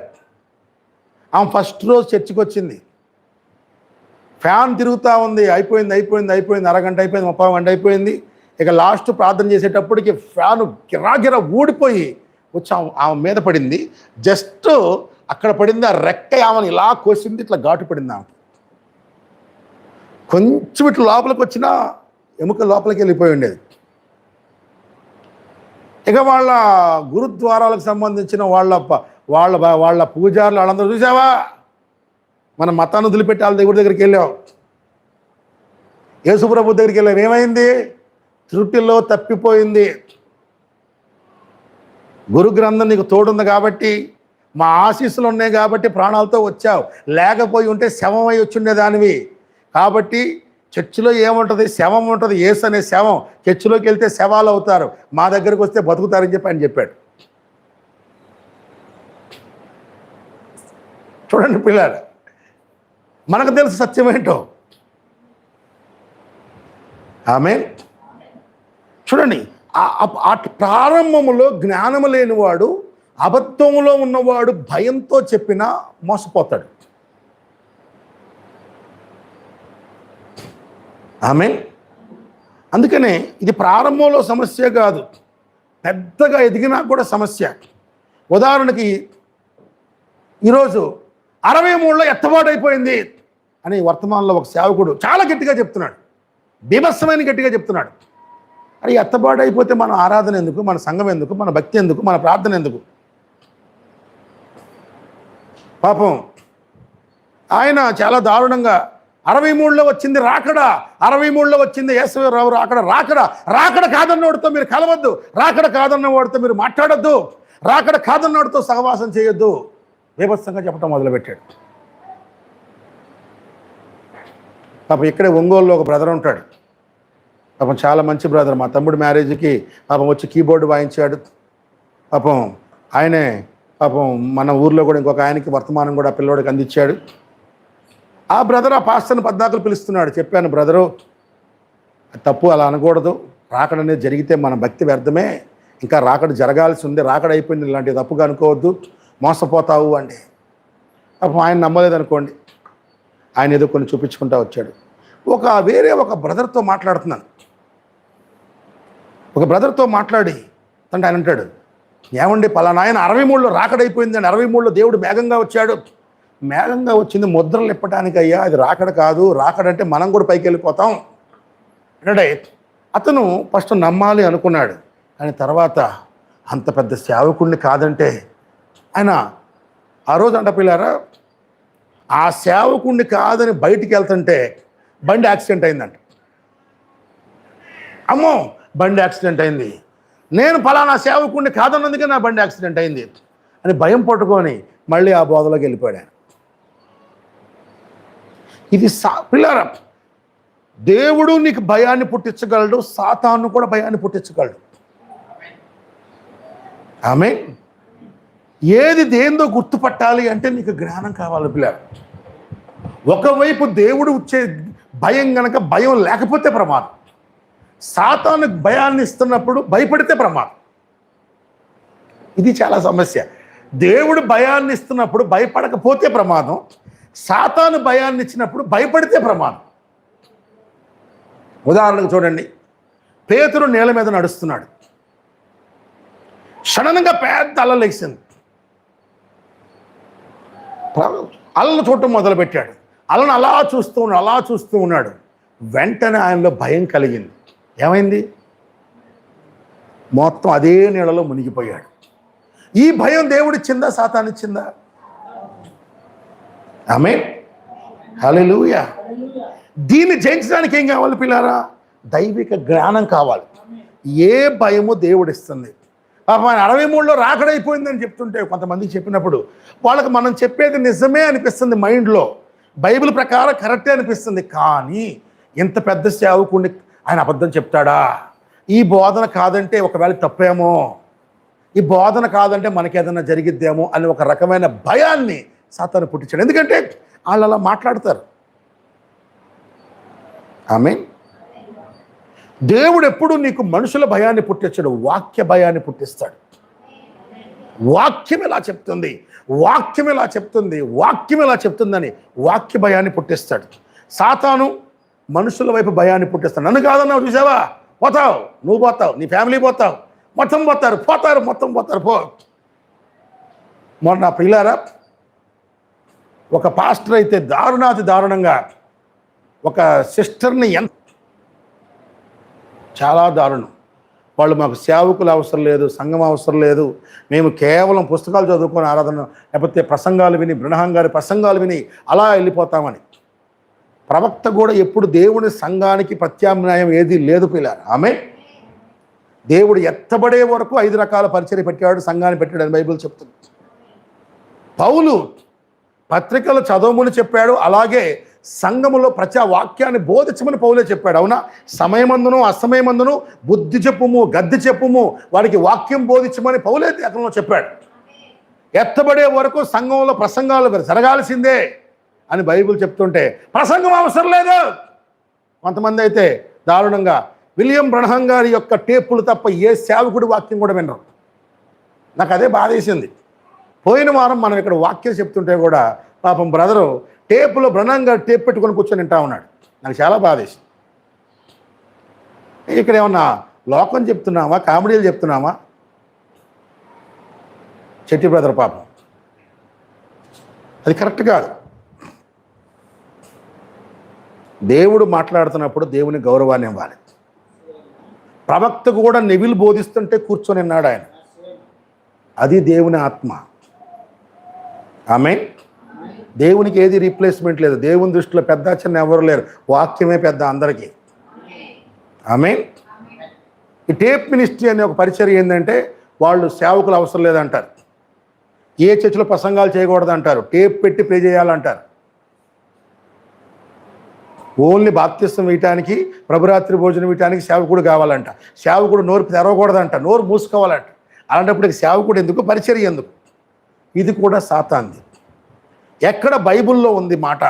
ఎక్కడ బైబిల్లో ఉంది మాట చెప్పు. లేఖనంలో ఎక్కడుంది? 7వ దూత వచ్చే వరకే పరిచర్య ఎక్కడుంది బైబిల్లో? ఎత్తబడే వరకు 5 రకాల పరిచర్య ఉంటుందని బైబిల్ చెప్తుంది. ఉందా? ఎఫెసీ పత్రిక 4వ అధ్యాయంలో మనమందరము విశ్వాస విషయంలోను జ్ఞాన విషయంలోను దేవుని కుమారునికి సమరూపానికి వచ్చే వరకు, అంటే ఎత్తబాటుకు వచ్చే వరకు ఆయన కొందరు అపోస్తులు గాను, కొందరు ప్రవక్తలు గాను, కొందరు సువార్తికులు గాను, కొందరు కాపరులు గాను, కొందరు బోధకులు గాను పరిచర్య ధర్మము జరుగుటకును సంఘము పరిపూర్ణతకు రావటానికి నిర్ణయించారని చెప్పి రాయబడింది. ఎత్తబడే వరకు సేవకులు అవసరమని బైబిల్ చెప్పింది. బ్రహ్మం గారు ఎత్తబడే వరకు సేవకులు అవసరమని అంటే ఈ బ్యాచ్ ఒకళ్ళు వచ్చి బ్రహ్మం గారి సొంత కొడుకే ఆయన వాక్యానికి వ్యతిరేకంగా లేచి ఈరోజు పాస్టర్లు అవసరం లేదు, సంఘాలు అవసరం లేదు, మా నాన్న టేపులు వేయండి చాలు అని. ఎంత దారుణం పిల్లారా! అంత గొప్ప ప్రవక్త కడుపున ఎంత దుర్మార్గుడు పుట్టడం. బైబిల్లో చాలా దారుణమైన విషయాలు. పిల్లలు లేకపోయినా ఒక బాధ ఉంటుందేమో కానీ ఆయన నమ్మిన సిద్ధాంతాలకు వ్యతిరేకంగా లెగిసి ఆయన పేరు ప్రఖ్యాతులు పాడు చేసే అలాంటి వాళ్ళు పుడితే ఎంత బాధ ఉంటుంది పిల్లల తల్లిదండ్రులకి. దారుణం కదా నిజంగా. అందుకని పిల్లారా బైబిల్లో ఉంటుంది, మనకి దైవీక సంతతి కలగాలని దేవుడు కోరుతున్నాడంట. పిల్లలు పుట్టాలని కోరుకోవద్దు. దేవా, నీ చిత్తంలో ఉన్న, నీ ఎన్నికలో ఉన్న బిడ్డలు మాకు దయచేయని ప్రార్థించాలట. ఆ బైబిల్లో ఉన్న మాట. మలాకీ గ్రంథంలో ఉంటుంది, దైవిక సంతతి దయచేయి, నువ్వు నీ ఎన్నికలో ఉన్న బిడ్డల్ని నాకు బిడ్డలుగా ఇవ్వు ప్రభు అని ప్రార్థించాలట. పెళ్ళి కాని వాళ్ళు, పిల్లలు లేని వాళ్ళు, పిల్లలు రాని వాళ్ళు ఉంటే ఎలా ప్రార్థించండి. ఆమేన్.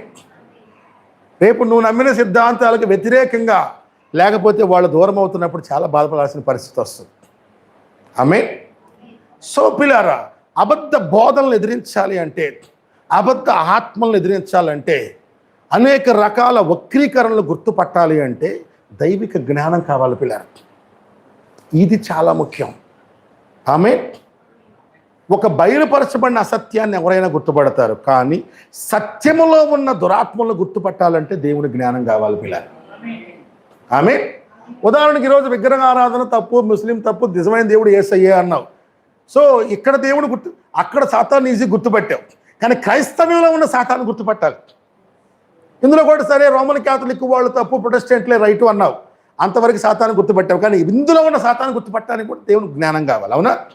సరే, సంఘ శాఖలన్నీ తప్పు, ఈ గడియ వర్తమానమే నిజమన్నావు, అపోస్తల బోధ.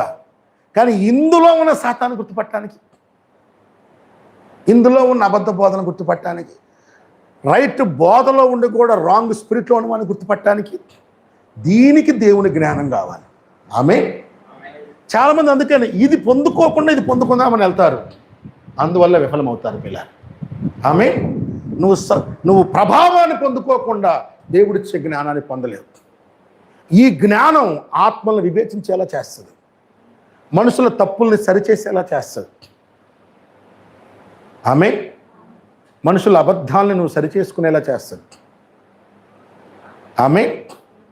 తర్వాతది నాలుగవది ఏంటి పిల్లారా?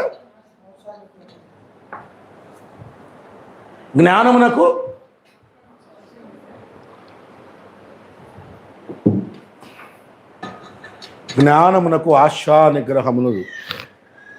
తెలుగులో ఆశా నిగ్రహం అని రాశారు, కానీ దీని పేరు ఇంగ్లీష్లో టెంపరెన్స్.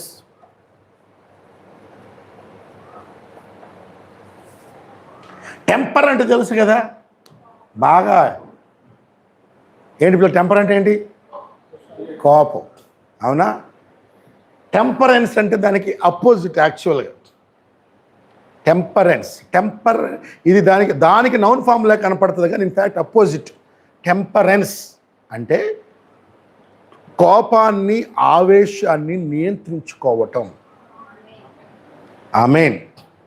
ఇంకా మోర్ క్లియర్గా బైబిల్లో దీనికి అర్థం ఏంటంటే, టెంపరెన్స్ అంటే టంగ్ కంట్రోల్, నాలుకను నియంత్రించుకోగలగటం.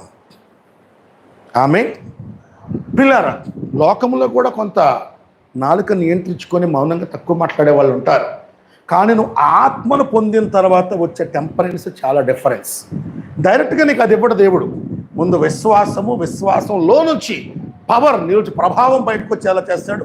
ఆ తర్వాత జ్ఞానంతో ఆత్మల్ని, దురాత్మల్ని, అబద్ధ బోధల్ని, నిన్ను భయపెట్టే రకరకాల నీ చుట్టుపక్కల ఉన్న సాతాను యొక్క కుయుక్తిని తట్టుకునేలాగా చేస్తాడు. ఆ తర్వాత టెంపరెన్స్ ఇస్తాడు. ఎందుకంటే పాపం కొంతమంది సేవకులను చూస్తున్నప్పుడు చాలా యథార్థపరులు, చక్కగా ఈ 3 దశల్లో వచ్చిన కొందరు సేవకులను చూస్తున్నప్పుడు ఇక్కడ దాకా వచ్చినా కూడా ఈ లక్షణం లేకపోయినప్పుడు ఏమైందంటే వెంటనే కోపం, దైవిక కోపం కూడా ఆవేశం, ఫ్రస్ట్రేషన్ వస్తుంది పిల్లలు. మానవ కోపమే కాదు, దైవిక కోపం కూడా కొన్నిసార్లు చాలా రగులుతుంది. కోపం పాపం కాదు, బైబిల్లో గుర్తుపెట్టుకోండి. కోపం పాపమా? కాదు. కోపపడుడి కానీ పాపము చేయకూడని చెప్పి రాయబడింది బైబిల్. కోపం పడటం పాపం అయితే దేవుడు కూడా మోషే మీద కోపపడ్డాడు, ఇజ్రాయేల్ మీద కోపపడ్డాడు దేవుడు, పాపుల మీద కోపపడ్డాడు దేవుడు. అవునా? నోవహు దినాల్లో దేవుడు చూసి కోపం కట్టలు తెంచుకుంది. అలాగే ప్రకటన గ్రంథంలో గొర్రె పిల్ల యొక్క ఉగ్రత వస్తుందని చెప్పి రాయబడింది. ఉగ్రత అంటే ఏంది? కోపం. అవునా? కోపం పాపం కాదు, కానీ కంట్రోల్ లేని, సరి అయిన రీజన్ లేని, సరి అయిన కారణం లేని, సరి అయిన విధానంలో లేని కోపం పాపం పిల్లలు. ఇది బైబిల్ చెప్పేది. కోపపడుడి కానీ పాపము చేయకూడదు. అందుకని ఇక్కడ టెంపరెన్స్ అంటే కోపం కాదు, టెంపరెన్స్ అంటే టంగ్ కంట్రోల్. అంటే సేవకునికి దేవుని ఆత్మ కొన్నిసార్లు ఆవేశాన్ని ఇస్తాడు.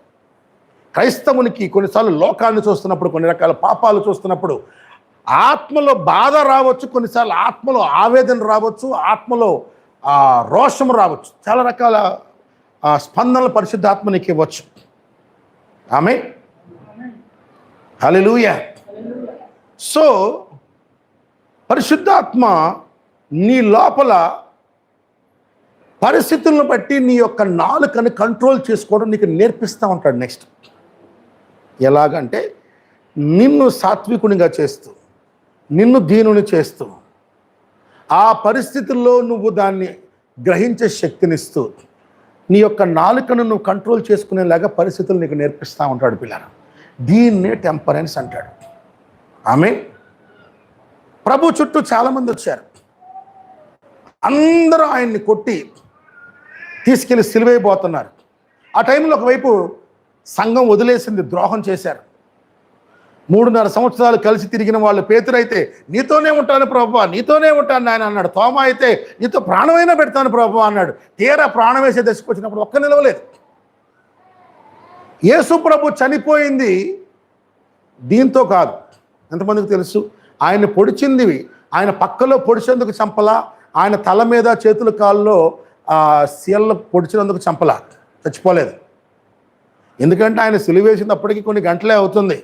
మనిషి బాడీలో రక్తమంతా పోయి చచ్చిపోవాలంటే మినిమం 12 నుంచి 14 గంటలు పట్టాలి. కానీ ఆయన 3 గంటల్లో చచ్చిపోయాడు. చచ్చిపోవటంతోనే ఆయనను ఇక్కడ పక్కలో పొడిచినప్పుడు అప్పటికే ఆయన రక్తము నీరు వేరైపోయినాయి. అంటే ఆయన రక్తం కారి కారి కారి చచ్చిపోలా, అప్పటికే లోపల ఉన్న రక్తం గడ్డగట్టింది. అంటే గుండె ఆగిపోయింది. ఆయన గుండె ఆగిపోయి గుండె నొప్పితో బాధతో చచ్చిపోయాడు. ఆయన హార్ట్ ఫెయిల్యూర్ కాదు, మనుషులు చేసిన ద్రోహం. సొంత దేశం నమ్ముకొని వస్తే వాళ్ళు ఆయన మోసం చేశారు. సొంత సంఘం వదిలిపెట్టేసింది. ఆయన స్వకీయుల యొద్దకు వస్తే స్వకీయులు ఆయన నిరాశపరిచాడు. ఆయన్ని దేశద్రోహిగా, సమాజ ద్రోహిగా బట్టలు ఓడదీసి ఆయన కొరడాలతో కొట్టి ఊరంతా, అంత తప్పేం చేశాడు పిల్లలు ఆయన. ఆ రోజు అదీనా అనే ఒక ఆమె లెటర్స్ రాసింది, చరిత్రలో చాలా ఫేమస్ ఆ లెటర్స్. ఆ లెటర్స్లో అదీనా అక్కడ లాజరు వాళ్ళ అక్క చెల్లెలు కూర్చొని ఆయన ఏం తప్పు చేశాడు, ఇంతెందుకు చంపారని చెప్పి అరిస్తూ ఉంటుంది ఆమె అదీనా. ఎందుకు ఆయన ఇట్లా చంపారు? ఆయన దేశం మీద తిరుగుబాటు చేశాడా, రాజు దగ్గర కబ్జా చేశాడా, ఆయన టెర్రరిస్టా, ఆయన ద్రోహం చేశాడా, ఆయన అన్యాయం చేశాడా, ఎవరి దగ్గర డబ్బులు మోసం చేశాడా, ఎవరిదైనా చెరిపాడా? ఎందుకు ఆయన ఇంత ఘోరంగా చంపారు? చంపితే చంపారు ఓకే, ఎందుకు ఇంత ఘోరంగా చంపారు? ఏం తప్పు చేశాడు? అందరూ ద్రోహం చేస్తున్నప్పుడు పిల్లారా, వెంటనే నీకు ద్రోహంలో శాపాలు వచ్చేస్తాయి. నన్నిటి అంటావా, నీకు అది జరిగితే పోతావు పో అని. నువ్వు తొందరపడి శపించకూడదు పిల్లారా. ఇక్కడే దేవుని ఆత్మ నీకు టంగ్ కంట్రోల్ నేర్పిస్తాడు. మనం ఎలాంటి మోసం చేసినా వాళ్ళు దీవించడమే ప్రారంభించాలి. హెచ్చరించవచ్చు, అమ్మాయిలు అవ్వచ్చు జాగ్రత్త అని, కానీ వాళ్ళ మేలు కోసమే ప్రార్థించాలి. ఆయన సిలువలో ఆఖరిగా ప్రార్థన చేశాడు. ఏమని ప్రార్థన చేశాడు? ఇంత మేలు చేస్తే నన్ను ఇంత దారుణం చేశారు తండ్రి, ఈ దేశంలో ఒక్కడు కూడా లేకుండా చంపేయని ప్రార్థన చేయలే. అప్పుడు కూడా ప్రభువా వీళ్ళు ఏం చేస్తున్నారు నాకు తెలియదు తండ్రి, వీరిని క్షమించు అని. ఇది టంగ్ కంట్రోల్ అంట పిల్లలు. పరిశుద్ధాత్మ ఇర్మియాని ఈ దేశమంతా చెరలోకి వెళ్తారని చెప్తాడు. దానికి పైన ఒక చెక్క ముద్దేసుకొని సంఖ్యలు కట్టుకొని తాళ్ళు కట్టుకొని ఆలయంలోకి రా, చర్చికి రోజు అట్లా అంటాడు. ఆ బట్టలు అంగి వేసుకొని చక్కగా చర్చికి రెడీ అయిపోయి బైబిల్ పక్కన బారూకుని పట్టుకొని పైన ఇది కట్టుకుంటాడు. ఇది కట్టుకొని వచ్చి గుర్రబండి ఎక్కుతాడు. గుర్రమైన అడుగుతాడు, ఏంటి సార్ ఏంటిది, ఏమైంది మీకు, తీసేస్తానండి అని. వద్దొద్దు నువ్వు ఇలాగే పోనీ అంటాడు. ఆడదాకా వెళ్ళిపోయి నాకు ముద్దు తెంచిపోతుంటే ఇలాగే పోనీ అంటాడు. చర్చి దగ్గరికి అలాగే వెళ్తాడు. అందరూ అడుగుతారు, ఏమైంది ఏమైంది ఏమైంది, ముద్దు కట్టుకొచ్చామైంది అని. అప్పుడు చెప్తాడు, ఈ దేశంలో ఉన్న వాళ్ళందరికీ ఇదే గతి పట్టబోతుంది, నెబుకద్నెజర్ రాజు వచ్చి మిమ్మల్ని ఇలాగే మొత్తం తీసుకెళ్ళబోతున్నాడు అని యెహోవా ఇలా సెలవిస్తున్నాడు అని చెప్తాడు. కొద్ది వారాల పాటు నెలల పాటు ఇర్మియా అలా చెప్తాడు. చెప్పినాక ఒకరోజు ఒక ప్రవక్త ఉంటాడు హనన్యా అని. ఈయన యెహోవా ఇలా సెలవిస్తున్నాడని చెప్పి ఆ రోజు కత్తి పట్టుకొని గొడ్లు పట్టుకొని వస్తాడు. ఏంది అంటే 2 సంవత్సరాల్లో ఇర్మియా ఏమంటాడు, 70 సంవత్సరాలు మీరు చెరలోకి వెళ్తారంటాడు. ఈ సిద్కియాను హనన్యా ప్రవక్త వచ్చి లేదు 2 ఏళ్లలో తిరిగి వచ్చేస్తాం, ఇదిగో నెబుకద్నెజరు యొక్క కాడి నేను తెంచుతున్నాను, ఇర్మియా చెప్పిన ప్రవచనం అబద్ధం అని ఆ కత్తితో తాళ్ళు కోసి ఆ కర్రను కిందేసి గొడ్డలతో నరికేస్తాడు. ఇర్మియాకు దేవుడు 70 ఏళ్ళు బానిసలు అవుతారని చెప్పాడు. ఈయన వచ్చి 2 ఏళ్లే అవుతారు, తిరిగి వచ్చేస్తున్నారని చెప్పాడు. ఇప్పుడు ఇర్మియా ఏం చేయాలి? అని నేను అబద్ధికున్నా, నా ప్రవచనం అబద్ధమా? నువ్వేంటి, నీ లైఫ్ ఏంటి, నా లైఫ్ ఏంటి చూసుకో. నీ ప్రవచనం ఏంటి, నా ప్రవచనం అని చెప్పొచ్చు. కానీ ఇర్మియా ఏమంటాడు? హనన్యా, నువ్వు చెప్పింది జరుగునుగాక, అలా అయితే క్షేమమే. అలా 2 సంవత్సరాల్లో కనుక వాళ్ళు రాగలిగితే నాకు సంతోషమే. ఏంటది? ఆశా నిగ్రహం, టంగ్ కంట్రోల్. అక్కడ కోపాన్ని ప్రదర్శించవచ్చు, ఆవేశాన్ని ప్రదర్శించవచ్చు. కానీ పరిశుద్ధాత్మ ఇచ్చింది చూడండి, దైవికమైన దీనత్వంతో, సాత్వికంతో, దేవుని ప్రేమతో ఆయన నిజంగా అలా జరిగితే బాగుండానయ్యా, ఆమె మేలేనా కాదా? అలా జరిగితే మంచిదే, అలా జరగాలని నేను కోరుకుంటున్నాను. అయితే నీకంటే నాకంటే ముందు కూడా ప్రవక్తలు ప్రవచించారు. వాళ్ళందరూ కూడా బబులోను దేశానికి ఇలా జరగబోతుంది అన్నారు.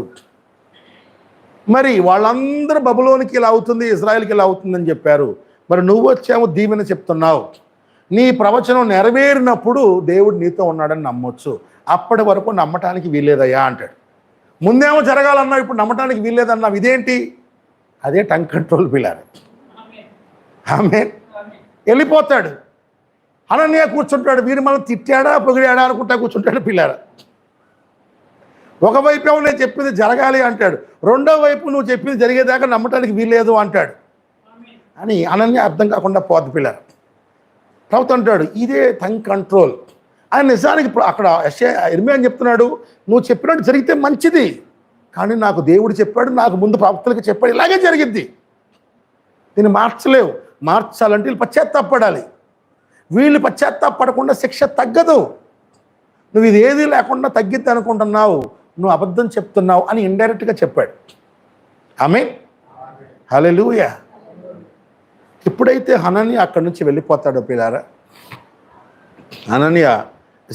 ఇర్మియా వెళ్ళిపోతాడో ఆ తర్వాత రోజు దేవుడు చెప్తాడు, ఈసారి ఒక ఇనప మొద్దు తీసుకొని రా అంటాడు. ఎందుకు ప్రభువా అంటాడు. ఇనప మొద్దు కట్టుకో అంటాడు, దానికి సంఖ్యలు వేసి కట్టం అంటాడు. ఈసారి ఇలా వెళ్ళి చర్చిగా అంటాడు. చెప్తాడు, నువ్వు విరిచేసిన కొయ్య కాలుకు బదులుగా ఇనప కాడి మీ అందరి మీద పెడుతున్నాను. ఈ ప్రజలందరూ నెబుకద్నెజరుకు లోబడాల్సిందే, 70 సంవత్సరాలు అక్కడ శిక్ష అనుభవించాల్సిందే. పైగా హనన్యా నువ్వు అబద్ధం చెప్తున్నావు గనక ఈ సంవత్సరమే నువ్వు చచ్చిపోతావు అని చెప్పి దేవుడు చెప్పాడని చెప్తాడు. అదే సంవత్సరం 7వ నెలలో హనన్యా చచ్చిపోతాడు. ఆమె ఆమోసు ప్రవక్త ఉంటాడు. ఆమోసు మీదకు కూడా మరొక ప్రవక్త వచ్చి ఇలాగే అబద్ధ ప్రవక్త వచ్చి ఇలాగే చెప్తాడు. అక్కడ కూడా ఇలాగే జరిగింది పిల్లల. అక్కడ ఇంకా చాలా దారుణంగా జరుగుద్ది. అక్కడ కూడా పిల్లల ప్రవక్తలకు దేవుడు ఎలా టంగను కంట్రోల్ చేయాలో పరిశుద్ధాత్మ నేర్పించుకుంటా వచ్చింది పిల్లలు. ఆమేన్, హల్లెలూయా. అంటే తోలనాడి మాట్లాడటం, తొందరపడి మాట్లాడటం, ఆవేశంతో మాట్లాడటం, ఇవన్నీ తీసేసి పరిశుద్ధాత్మ మన నాలుకను కంట్రోల్ చేయటం స్టార్ట్ చేస్తారు పిల్లలు. ఆమేన్. అంటే మనం ఇంకా ఈ దశకు రాలేనప్పుడు ప్రభువా నాకు ఇంకా దయచేయి నాయన, నాకు ఇది దయచేయి దాని కొరకు ప్రార్థించాలి. హల్లెలూయా. విశ్వాసానికి సద్గుణాన్ని యాడ్ చేయాలి, సద్గుణానికి జ్ఞానాన్ని యాడ్ చేయాలి, జ్ఞానానికి టంగ్ కంట్రోల్. నువ్వు కంట్రోల్ చేయటం కాదు, పరిశుద్ధ ఆత్మ నీ టంగ్ని కంట్రోల్ చేయటం, స్వభావం ద్వారా కంట్రోల్ చేయటం, దేవుడు వివేకం ద్వారా కంట్రోల్ చేయటం. ఆమేన్, హల్లెలూయా. నువ్వు కనుక టంగ్ను కంట్రోల్ చేయగలిగితే పిల్లారా సగం గొడవలు తగ్గిపోతాయి. చాలా జ్ఞానం పిల్లలు. ఆమేన్. చాలా దేశాల గొడవలు, చాలా ప్రజల సమస్యలు, చాలా మనుషుల సమస్యలు చాలా నాలుగుతోనే సగం వస్తే పిల్లలు. ఆమేన్. నాకు బాధేసింది, ఈ సంవత్సరం ఉక్రెయిన్ అధ్యక్షుడు ట్రంప్ దగ్గరికి వెళ్ళి కూర్చున్నప్పుడు 2 ప్రపంచ అధ్యక్షులు కూడా కరుచుకొని ఒకరినొకరు దుయ్యబట్టుకోవడం చూసి నిజంగా ప్రపంచం ఎంత చెడిపోతుంది అనిపించింది. అంత పెద్ద హయ్యర్ లెవెల్లో ఉన్న వాళ్ళు టంగను కంట్రోల్ చేయలేకపోతా ఉన్నారు. మన సౌత్ ఆఫ్రికా అధ్యక్షుడు ట్రంప్ దగ్గరికి వెళ్ళాడు, అక్కడ కూడా సేమ్ 2 గొడవ పిల్లాడు. అది కూడా లైవ్, వాళ్ళు పర్సనల్గా ఎక్కడో చేసుకుంటే అది వేరు. ప్రవక్త చాలాసార్లు ఎగ్జాంపుల్స్ చెప్పాడు. ఐక్యరాజ్య సమితిలో రష్యా అధ్యక్షుడు, అమెరికా అధ్యక్షుడు 1961 సంవత్సరంలో 62 అనుకుంటాను, ఐసెన్హోవర్, క్రుష్చేవ్. రష్యా అధ్యక్షుడు నికీతా క్రుష్చేవ్ ఆయన పేరు. నికీతా అంటే మన ఇండియన్ అమ్మాయి పేరు లేక ఉంటుంది, కానీ ఆయన పేరు నికీతా క్రుష్చేవ్. ఆ క్రుష్చేవ్ అనే ఆ రష్యా అధ్యక్షుడు, ఐసెన్హోవరు ఆ ఐక్యరాజ్య సమితిలో ఎంత తిట్టుకున్నారంటే తట్టుకోలేక షూ తీసి బెంచ్ మీద వేసి రష్యా వాళ్ళు మొత్తం ఆ ఐసెన్హోవర్ మాట్లాడుతుంటే ఆ షూతో బల్ల మీద కొట్టారు. కొట్టి షూ తీసి ఇస్త్రీ అమెరికా వాళ్ళు ఇస్తే వెళ్ళిపోయారు పిల్లలు. పెద్ద సభల్లోనే టంగ్ కంట్రోల్ అవ్వడం చాలా కష్టమవుతుంది. ఈ దేశంలోని తమిళనాడులో ఎంజీఆర్ అనే ఒక సినిమా యాక్టర్ ఉన్నాడు. ఆయన రాజకీయాల్లోకి వచ్చి ఒక నాన్ స్టాప్గా 3 తడవల సీఎం అయ్యాడు. ఆయన ఉన్నప్పుడు డిఎంకే అనే పార్టీ ఆల్మోస్ట్ కొలాప్స్ అనుకున్నారు. ఆయన చనిపోయినాక జయలలిత వచ్చింది. ఈ జయలలిత అపోజిషన్లో ఉన్నప్పుడు ఈ జయలలితకి ఎంజీఆర్ వాళ్ళ బ్యాచ్కి ఎంత గొడవైందంటే అసెంబ్లీలోకి పోలీసులు వచ్చి లాఠీచార్జ్ చేశారు పిల్లలు. అసెంబ్లీలోకి ఎమ్మెల్యేలను కంట్రోల్ చేయడానికి పోలీసులు రావాల్సి వచ్చింది. ఆ గొడవల్లోనే వీళ్ళు వాళ్ళ మీదకి వెళ్ళి వాళ్ళు వీళ్ళ మీదకి వెళ్తే ఆయన కళ్ళజోడులాగా ఇసిరేయటం, ఆయన తిట్టడం, వీళ్ళు వాళ్ళని తిట్టుకోవటం. చివరికి అందులో ఒకడు వచ్చి ఆమె చీర పట్టుకొని లాగితే ఆమె పాపం పక్క పిన్ను ఊడిపోయి చీర ఊడిపోయి పెద్ద విషయం అయిపోయింది. ఇదే దేశంలో పార్లమెంట్లో కూడా 1996 అనుకుంటా, ఐ థింక్ 96 98 ఎంత గొడవైందంటే మైకులు తీసి ఇసిరే సరుచుకొని కొట్టుకున్నారు. ఈ చివరి దినాల్లో మనుషుల్లో టంగ్ కంట్రోల్ చాలా సంపూర్ణంగా పోతున్న రోజులు పిల్లలు. అధికారులు కానీ, నాయకులు కానీ, గొప్ప వాళ్ళు కానీ, సమాజంలో విలువైన వాళ్ళు కానీ వాళ్ళ నోటిని, వాళ్ళ భాషని అన్ని కంట్రోల్ చేసుకోలేని పరిస్థితి పిల్లలు. చివరి దినాల్లో మనకి ఇది చాలా అవసరం పిల్లలు. ఆమేన్, హల్లెలూయా. పరిశుద్ధాత్మ ఇచ్చే టంగ్ కంట్రోల్, పరిశుద్ధాత్మ టంగ్ కంట్రోల్ని డైరెక్ట్గా చేయటమే కాదు, అవసరమైతే నీ నోరుని డైరెక్ట్గా మాట్లాడకుండా కూడా చేయగలరు పిల్లలు. ఆమేన్, హల్లెలూయా. ఎహిస్కేలుకి అంటాడు, ఎహిస్కేలు ఇక్కడ నుంచి కొద్ది రోజుల పాటు నీ దగ్గరకు చాలామంది సేవకులు వస్తారు, పిచ్చి ప్రశ్నలు, నిన్ను రెచ్చగొట్టే ప్రశ్నలు, నిన్ను చిక్కుల్లో పెట్టే ప్రశ్నలు వేస్తారు. కాబట్టి నేనే నా ఆత్మతో నీ నాలుకను వశపరుచుకుంటాను అంటాడు దేవుడు. హల్లెలూయా. అంటే ఆలోచించండి పిల్లల, మాట ఎంత ఇంపార్టెంటో దేవునికి. ఎందుకు ఇక్కడి నుంచి లెవెల్ చూడండి, ఇక్కడ దాకా క్రియలే, విశ్వాసము, ప్రభావము, జ్ఞానము, ఇవి క్రియల్లోనే ఉన్నాయి. ఇక్కడ నుంచి దేవుడు నీ మాటల్లో కూడా వెళ్తున్నాడు పిల్లలు. ఎందుకు అంటే నువ్వు దేవుని స్వరూపంలోకి మారే కొద్దీ నీ మాట దేవుని మాట ఈక్వల్ అవుతుంది పిల్లలు. నువ్వు ఏం చెప్తే అది జరుగుద్ది, నువ్వు ఏం కావాలనుకుంటే అది జరుగుద్ది పిల్లలు. పుత్రశికారం అంటే అదే, నీ మాట దేవుని మాట ఈక్వల్ చేయటం. అందుకని దేవుడు ఈ 3 దశల తర్వాత ఇక నీ నాలుకను కూడా కంట్రోల్ చేయడం స్టార్ట్ చేస్తాడు. ఆమేన్, హల్లెలూయా. సో ఆ నెక్స్ట్ దేవుడు ఆ నెక్స్ట్ దశ చదువుదాం. దాని తర్వాత ఏంటి? ఆశా నిగ్రహమునకు సహనమును యాడ్ చేయండి, దీనికి ఇది అమర్చుకొనండి. ఎక్కడ నుండి? పరిశుద్ధాత్మలో నుండే. ఆమేన్. సహనము అంటే, పేషెన్స్ అంటే యాక్చువల్గా వెయిటింగ్. బైబిల్ చెప్పే పేషెన్స్ వెయిటింగ్. క్రైస్తవునికి విశ్వాసం ఇచ్చి మంచి శక్తినిలోండి కదులుతా, నీ ద్వారా చూపుపోయిన వారికి చూపొస్తూ, లేకపోతే కంట్లో జబ్బున్న వాళ్ళకు, లేకపోతే కాళ్ళలో జబ్బులున్న వాళ్ళకు, కడుపులో నొప్పి ఉన్న వాళ్ళకు నువ్వు ప్రార్థన చేస్తే దేవుడు స్వస్థపరుస్తూ, అనేక విధాలుగా నీ శక్తిని రుజువుపరుస్తూ, నీ ద్వారా దేవుడు ఉన్నాడని రుజువుపరుస్తూ, నీకు జ్ఞానాన్ని ఇస్తూ, నీ టంగును కంట్రోల్ చేస్తూ, నిన్ను ఇంత తీసుకెళ్ళిన తర్వాత మనిషికి నెక్స్ట్ దేవుడు నేర్పించేది ఏంటంటే, ఇంత పవర్, ఇంత కంట్రోల్, ఇంత విజ్డమ్ నీకుంది కాబట్టి నువ్వు సూపర్ డూపర్ హ్యూమన్ బీయింగ్ కాదు. నువ్వు కూడా తగ్గించుకొని ఉండటానికి నేర్పాలి అంటే దేవుడు మనిషికి వెయిటింగ్ నేర్పిస్తాడు పిల్ల. వెయిటింగ్. దేవుడే కావాలని వెయిటింగ్ నేర్పిస్తాడు, పేషెన్స్. అందుకే రోమపత్రికలో after he had patiently endured he obtained the promise. అబ్రహాము అతడు సహనంతో భరించిన తర్వాత వాగ్దానమును స్వతంత్రించుకుని రాయబడింది. ఎంత గొప్ప వాగ్దానం ఇచ్చాడో అంత ఎక్కువగా వాళ్ళని వెయిట్ చేపించాడు పిల్లలు. అవునా? అబ్రహాముకి ఆదాము కోల్పోయిన సమస్తాన్ని ఇచ్చాడు. భూమి మీద విశ్వాసులకు తండ్రి అని చెప్తే అవుతా అని చెప్పాడు. అబ్రహాముని ఏం చేపించాడు? వెయిట్ చేపించాడు. అబ్రహాం నమ్మాడు. అబ్రహాముని పిలిచినప్పుడే నమ్మాడు. ఇంకా ఆ దేశంలోకి వచ్చి 10 ఏళ్ళు అయిపోయినాక పూర్తిగా నమ్మాడు. కానీ దేవుడు వెయిట్ చేపించాడు. Wait Abraham, wait Abraham, wait Abraham. ఎందుకు వెయిటింగ్ పిల్లారా? వెయిటింగ్ ద్వారా దేవుడు ఆయన లోపల ఈ గుణలక్షణాన్ని తీసుకొస్తున్నాడు. ఆమేన్, హల్లెలూయా. నోవాహుని 120 ఏళ్ళు వెయిట్ చేపించాడు. అవునా? ఆమేన్. దేవుడు they that wait on the Lord shall renew their strength.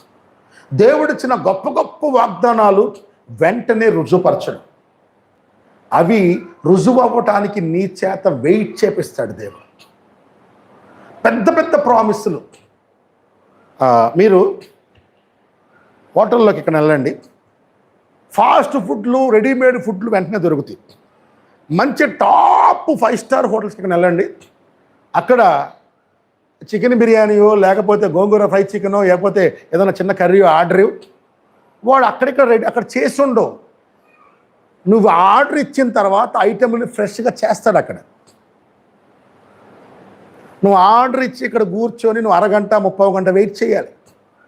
చిన్న హోటల్లోకి వెళ్తే వెయిటింగ్ అవసరం లేదు. వాడి దగ్గర ఏవైతే ఉంటాయో అయ్యే కూరలు ఉంటాయి. చేపల పులుసు ఉంది పలానా, లేకపోతే ఇదిగో అన్నం కూర ఉంది, పెరుగన్నం ఉంది, పులావ్ రైస్ ఉంది అన్నాడు, తెచ్చి పెడతాడు అంతే. కానీ పెద్ద రెస్టారెంట్లోకి వెళ్తే అన్నీ ఉంటాయి, అన్ని ఎనీ టైం ఉంటాయి. కానీ నువ్వు ఏది ఆర్డర్ ఇస్తే అప్పుడు దాన్ని తీసి ఫ్రెష్గా చేస్తాడు. స్టాక్ ఉండదు అక్కడ. ఆమె చిన్న బ్రదర్ అని ఒక ఆయనకి మ్యారియట్ హోటల్లో పనిచేస్తాడు. కూపన్స్ ఇస్తారు, 4 కాంప్లిమెంటరీ కూపన్స్. అంటే 6 నెలల్లో వాళ్ళ బంధువులను కానీ పరిచయస్తులు కానీ ఎవరినైనా ఆ 4 కూపన్లతో 4 సార్లు వాడుకోవచ్చు. ఒకసారి తీసుకెళ్ళాడు మ్యారియట్ హోటల్ బాంబేలో, పెద్ద వెరీ బిగ్ హోటల్. ఆ రోజుల్లోనే ఒక బఫేకి అప్పుడు 3000 ఉండేది, 2009 2010లో. ఇప్పుడు ఎక్కువ ఉండొచ్చు. అక్కడ ప్రాన్స్ బిర్యానీ ఆర్డర్ ఇచ్చాం. 20 నిమిషాలు అవుతుంది, 30 నిమిషాలు అవుతుంది, రాలా. ఏంటి బ్రదర్ రాలేదంటే అన్నాడు, ఇప్పుడు వండుతారు బ్రదర్ బిర్యానీ అన్నాడు. అది రెడీమేడ్గా ఉంటుందట, తయారు చేసుకొని. రొయ్యలు రెడీగా ఉంటాయి, అన్నం అక్కడ ఉంటుంది, మొత్తం ప్రాసెస్ ఇప్పుడు చేస్తారు అన్నాడు. ఫ్రెష్గా చేస్తారు. ఉదయం వండిందో మధ్యాహ్నం వండిందో ఎప్పుడో వండి తెచ్చేది కాదు, ఫ్రెష్గా చేస్తాడు. కానీ నీ చేత వెయిట్ చేపిస్తారు.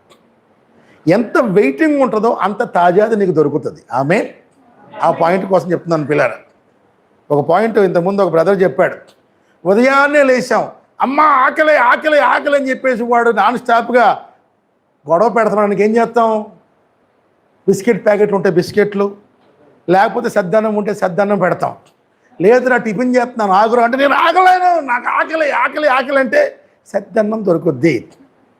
వెయిట్ చేస్తే వేడివేడిగా ఫ్రెష్ టిఫిన్ దొరుకుద్ది. నిజమైన పిల్లారా? దేవుడు కూడా వెయిటింగ్లోని గొప్పతనాన్ని నేర్పించడానికి, గొప్ప ఆశీర్వాదం ఇవ్వాలంటే మన చేత వెయిట్ చేపిస్తాడు పిల్లలు. ఇచ్చిన ప్రామిస్ని వెంటనే రుజువుపరచడు. He teaches you to wait. Amen, hallelujah. ఆ తర్వాత మనకి అప్పుడు ఈ దైవభక్తిని దానికి యాడ్ చేస్తాడు. దైవభక్తి అంటే godliness means to be like Jesus. పూర్తిగా యేసుక్రీస్తులాగా మారే ఒక మౌల్డ్ స్టేజ్లోకి తీసుకొస్తాడు. అంటే దేవుడు దేనిలో ఆనందిస్తాడో నువ్వు దానిలో ఆనందించడం మొదలు పెడతావు. దేవుడు ఏటి చూసి దుఃఖపడతాడో దాన్ని చూసి దుఃఖపడతావు. ప్రారంభంలో కుటుంబం కోసం, కుటుంబ సమస్యల కోసం, లేకపోతే నీ వ్యక్తిగత సమస్యల కోసం ఏడ్చిన నీవు ఆ దశకు వచ్చేసరికి సంఘం బాధపడుతుంటే బాధపడతావు, సేవకులు చల్లారిపోతుంటావు, ఏడుస్తూ ఉంటావు.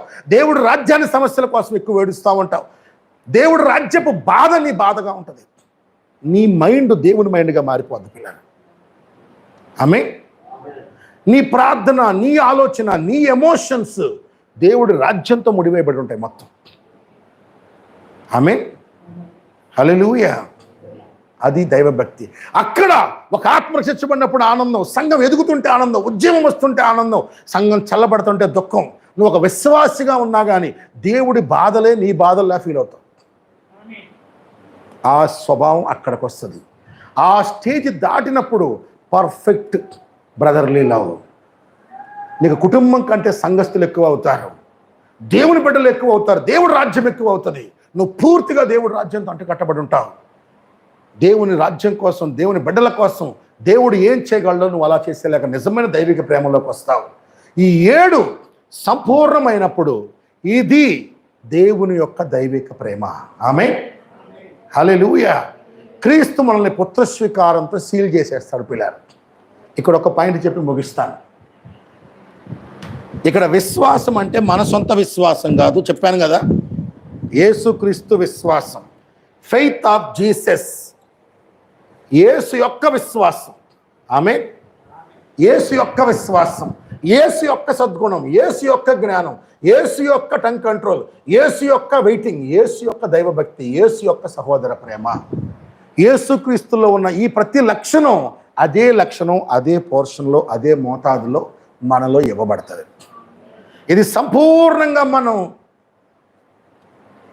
ఆత్మలో నుంచి అది పానము చేసినప్పుడు, సంపూర్ణంగా ఆత్మలో నుంచి అది మనం పూర్తిగా మనతో అది మన ఆత్మలోకి మనం పూర్తిగా దాన్ని తాగినప్పుడు, పొందుకున్నప్పుడు మనం ఎత్తబాటులోకి వెళ్తాం పిల్లారా. క్రీస్తు స్వరూపంలో పరిపూర్ణంగా వెళ్తాం. ఆమేన్. ఇదే ఎత్తబాటుకి రహస్యం పిల్లారా. ఈ 7 లక్షణాలని దేవుని ఆత్మ మనకి అంచెలంచెలుగా ఇచ్చుకుంటూ వస్తాడు. అయితే ఎప్పుడు ఇవ్వాలి, ఎలా ఇవ్వాలి అన్నది ఆత్మ కంట్రోల్లో లేదు. ఇది ఇంట్రెస్టింగ్ విషయం. ఇది మొత్తం నీ కంట్రోల్లో ఉంది. నువ్వు సరెండర్ అయ్యే కొద్దీ వస్తుంది. ఆమేన్. ఒక విత్తనాన్ని నాటిన తర్వాత అది ఎంత ఎదగాలి, ఎప్పుడు ఎదగాలి అనేది అది పీల్చుకునే నీళ్ళ మీద ఆధారపడి ఉంటుంది. ఆమేన్. దాన్ని కొంచెం పొట్టే పీల్చుకుంది అనుకో, పెద్దగా ఆకులు ఎదగలేవు. దానికి పూర్తిగా కావాల్సినంత తాగి, ఇంకా నిండుగా తాగిన దానికి ఏమైతే పిల్లారా, అప్పుడు పైకి తన్నుతూ ఉంటుంది ఒక్కొక్క కొమ్మనది. ఆమేన్. కొమ్మ మీద కొమ్మలు వస్తూ ఉంటాయి, కొమ్మల్లో నుంచి ఇంకా ఆకులు ఫుల్గా వస్తే ఆకుల్లో నుంచి పువ్వు వస్తూ ఉంటుంది, పువ్వులో నుంచి కాయలు వస్తూ ఉంటాయి. అది తీసుకునే నీరు, అది తీసుకునే ఆ సూర్యరశ్మి మీద ఆధారపడి ఉంటుంది. సేమ్ వే దేవుని ఆత్మను పొందినాక ఎంత ఆత్మ ప్రభావంలోకి వెళ్ళి, ఎంత వాక్యాన్ని ధ్యానిస్తూ ఆత్మకు సరెండర్ అవుతూ ఆత్మలో నుంచి ఈ లక్షణాలు నువ్వు పొందుకుంటా ఉంటావో దాని మీద ఇవన్నీ ఆధారపడి ఉంటాయి పిల్లలు. ఆమేన్, హల్లెలూయా. కాబట్టి ఇవంతా ఆత్మ యొక్క నాయకత్వం, ఆత్మ యొక్క కంట్రోల్లో పెట్టాల. దేవుడు నీ కంట్రోల్లో పెట్టాడు. ఇది గొప్ప విషయం. ఆమేన్, హల్లెలూయా.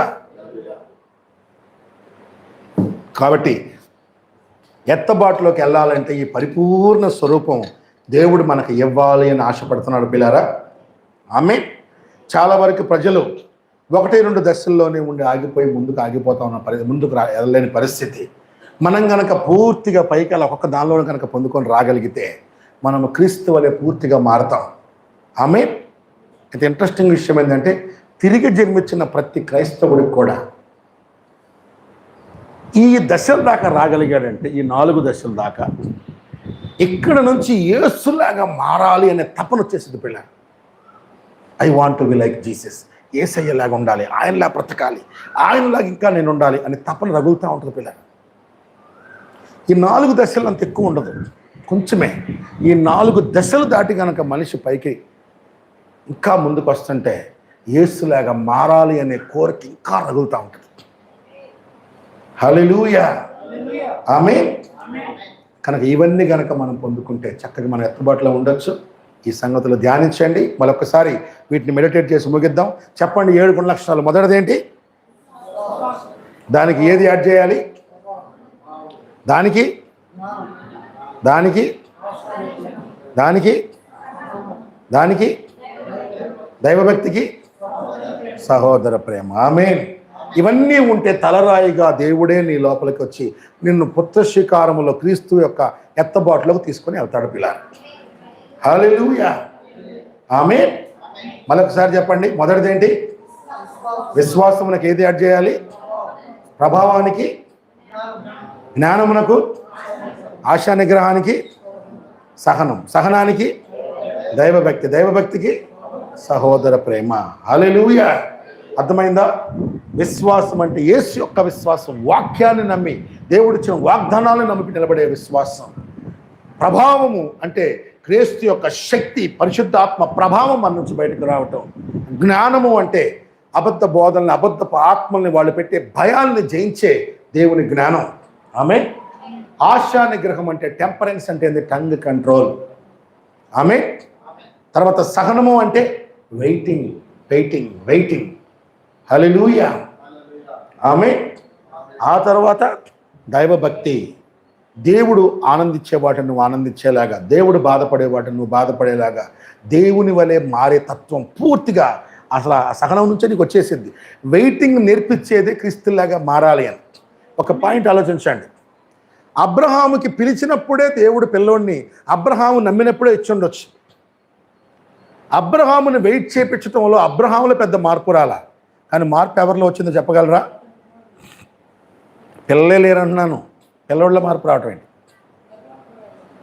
అబ్రహాముని వెయిట్ చేయించినప్పుడు మార్పు, అబ్రహాముని దేవుడు నమ్మిన తర్వాత నీతిగా ఎంచమని అని చెప్పి రాయబడింది. అబ్రహాము నమ్మేశాడు, మరి నమ్మితే ఇవ్వచ్చు కదా, ఇంకా ఎందుకు దేవుడు 15 ఏళ్ళు ఎక్స్టెన్షన్ చేశాడు? అబ్రహాములో కోసం కాదు, మార్పు శాలలో వచ్చింది. అబ్రహాము పావులుగా పిలిచినప్పుడు అబ్రహాము ఎలా పిలిచిందో బైబిల్లో రాయబడలా. తర్వాత అబ్రహాము ఆమె పిలుపు మారిపోయింది. ఇంకా ముందు ఫస్ట్ తర్వాత మామూలుగా పిలిచిందేమో, తర్వాత యావండి అని పిలిచిందేమో, తర్వాత వెళ్ళిపోయినాక యజమానుడా అని పిలిచింది. చివరకు దేవుడు అబ్రహాం కోసం దిగొచ్చి మాట్లాడుతుంటే అప్పుడు నా ప్రభువు అని పిలిచింది అబ్రహాం. ఆమె అబ్రహాముని పిలిచే పిలుపు మారిపోయింది. మార్పు శారాలో వచ్చింది. చార్లెస్ పజ్జన్ అని ఆయన రాస్తాడు, దేవుడు పిలిచినప్పుడు అంట అబ్రహాం శారా అనుకుంటుందంట లోపం ఈయనలోనే ఉంది, అందుకే నన్ను వదిలిపెట్టి ఇంకొకరు పెళ్లి చేసుకోవట్లేదు, ఎందుకంటే లోపం అయింది కనుక బయటపడిద్దని. తప్పు ఇందే, నేను చాలా అందమైన దాన్ని, శారా చాలా అందమైంది. బైబిలే చెప్తుంది ఆమె చాలా అందమైందని. నేను తెలుసుకుంటే ఎవరినైనా చేసుకోగలను, ఈయనకు నేను దొరకటమే ఎక్కువ అని శారా ఫీల్ అవుతుందంట. చార్లెస్ పజ్జన్ చెప్తారు ఆయన పుస్తకంలో. కానీ ఆ వాగ్దాన భూమిలోకి వచ్చిన తర్వాత అక్కడ అబ్రహాము ఐగుప్తులో వెళ్ళినప్పుడు ఐగుప్తు రాజు 65 సంవత్సరాలు అంటే 65 ఏళ్ల వయసులో కూడా చాలా గ్లామర్గా ఉందంట శారా. ఆ ఫరో ఈమెను చూసి ఈమెను రాణిగా చేసుకుందామని చెప్పి తీసుకెళ్ళినప్పుడు అబ్రహాము ప్రార్థన చేస్తుంటే ఫరో ఇంటి మొత్తానికి వేదనలు కలుగుతుంటే అప్పుడు శారాకి లైట్గా కొంచెం అబ్రహాం మీద కొంచెం మనసు మారిందంట.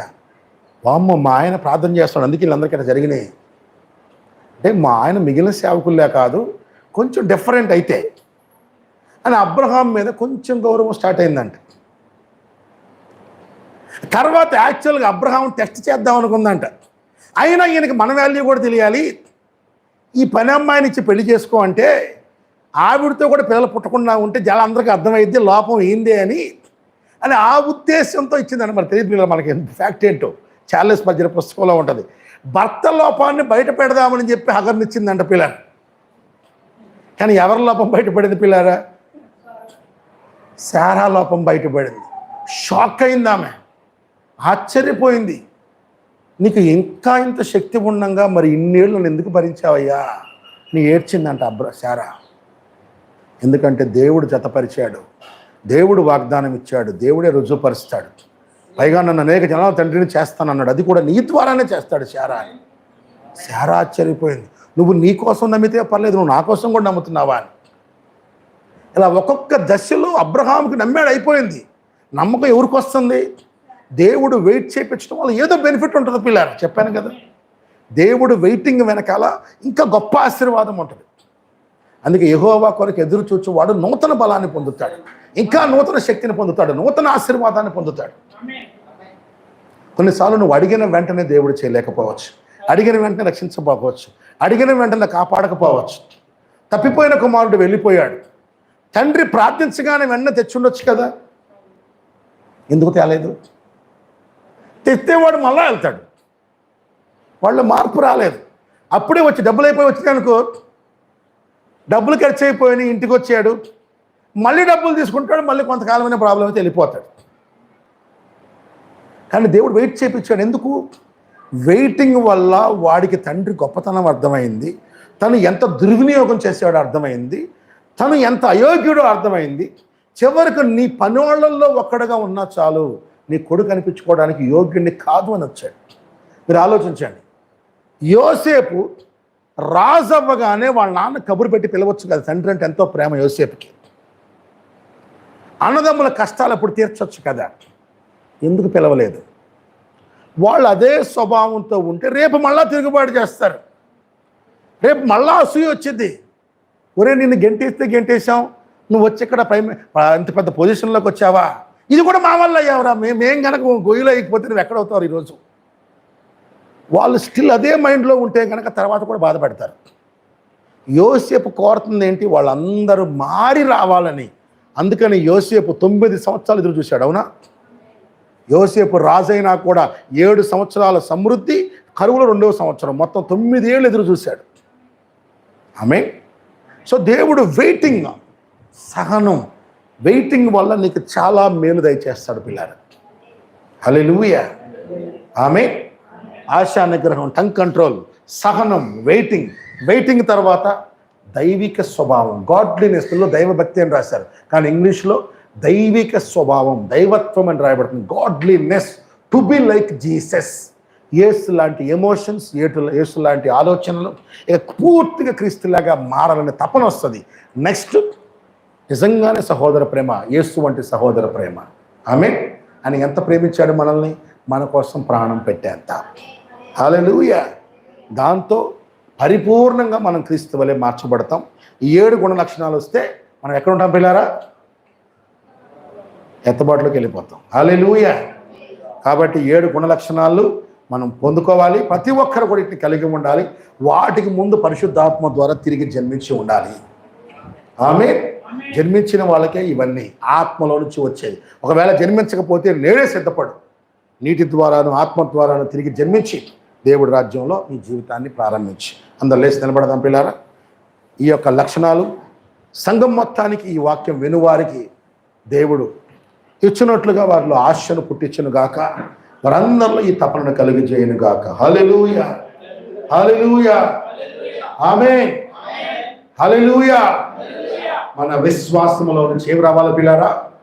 ఏమి రావాలి? విశ్వాసంలో నుండి ఇంకా ప్రభావం రావాలి. హల్లెలూయా. మనం విశ్వాసవంతమైన సంఘంగా ఉండాలి, ప్రభావవంతమైన సంఘంగా ఉండాలి, జ్ఞానము కలిగిన సంఘముగా ఉండాలి పిల్లారా. హల్లెలూయా, హల్లెలూయా. ఆశా నిగ్రహం, టంగ్ కంట్రోల్ కలిగిన సంఘంగా ఉండాలి. హల్లెలూయా. దేవుని దగ్గర సహనంతో కనిపెట్టుకొని వెయిట్ చేసేవారిగా, దేవునికి ఎంత వెయిటింగ్ కెపాసిటీ ఉందో మనకి కూడా అంత వెయిటింగ్ కెపాసిటీ దేవుడు ఇచ్చును గాక. హల్లెలూయా, హల్లెలూయా. ఎత్తబాటు సమయం ఆసన్నమైనది, పెండ్లి వస్త్రము నిన్ను వేయనున్నది. ఎత్తబాటు సమయం ఆసన్నమైనది, పెండ్లి వస్త్రము నిన్ను వేయనున్నది.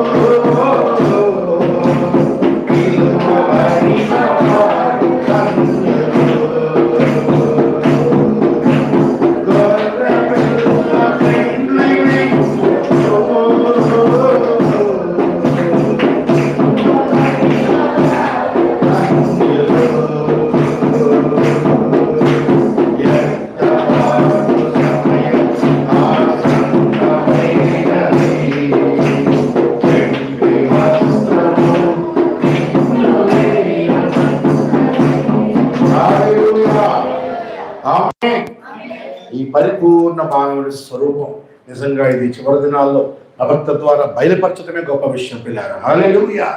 కాబట్టి ఇది పొందుకోవడానికి మనం ప్రయాసపడదాం. ఒక్కొక్క దాన్ని ఆత్మ నుంచి ఇంకా పాలన చేద్దాం. హల్లెలూయా, హల్లెలూయా, ఆమేన్. శక్తిని మనందరికి ఇచ్చినారని ప్రార్థన చేద్దాం. అందరం కలిసి ఏకీభవించి ప్రార్థన చేద్దాం. హల్లెలూయా, హల్లెలూయా. పరిశుద్ధుడా, పరిశుద్ధుడా, పరిశుద్ధుడా. అందరూ ప్రార్థించండి, అందరూ ప్రార్థించండి. ఎవరు మౌనముగా ఉండక ప్రభువా మాలో 7 గుణలక్షణాలని ఇంకా దయచేయమని ప్రార్థించండి. అందరూ ప్రార్థించండి, అందరూ ప్రార్థించండి. హల్లెలూయా, హల్లెలూయా, హల్లెలూయా, హల్లెలూయా. పరిశుద్ధుడా, పరిశుద్ధుడా, పరిశుద్ధుడా. గొప్ప దేవ, గొప్ప దేవ, గొప్ప దేవ, గొప్ప దేవ. నాయన మాకు దయచేయి నాయన. ఓ సంఘానికి దయచేయి ప్రభువా. మమ్మల్ని ఇంకా ఈ యొక్క పరిపూర్ణ మానవుని స్వరూపములోకి నడిపించు ప్రభువా. ఆగిపోవద్దు నాయన, మమ్మల్ని ఆగిపోవని వద్దు నాయన. ఓ మాలో ఇంకా దాహాన్ని దయచేయి నాయన. నీలాగా మారాలనే దాహాన్ని దయచేయి ప్రభువా. ఇంకా నీ కోరికలో మమ్మల్ని మార్చు ప్రభువా.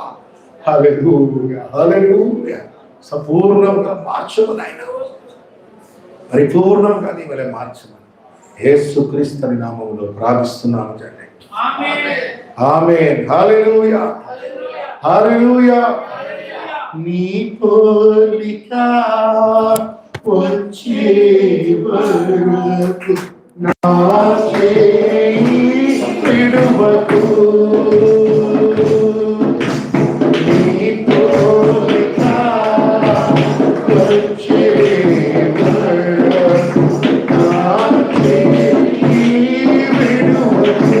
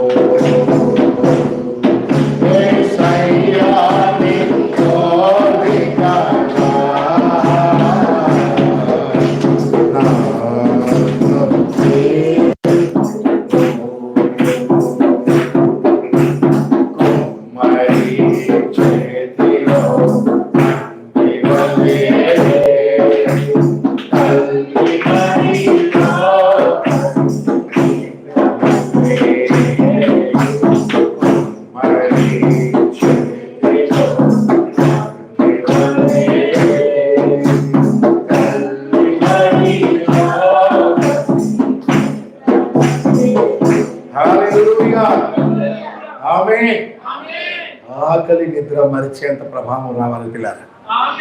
హల్లెలూయా, ఆమేన్.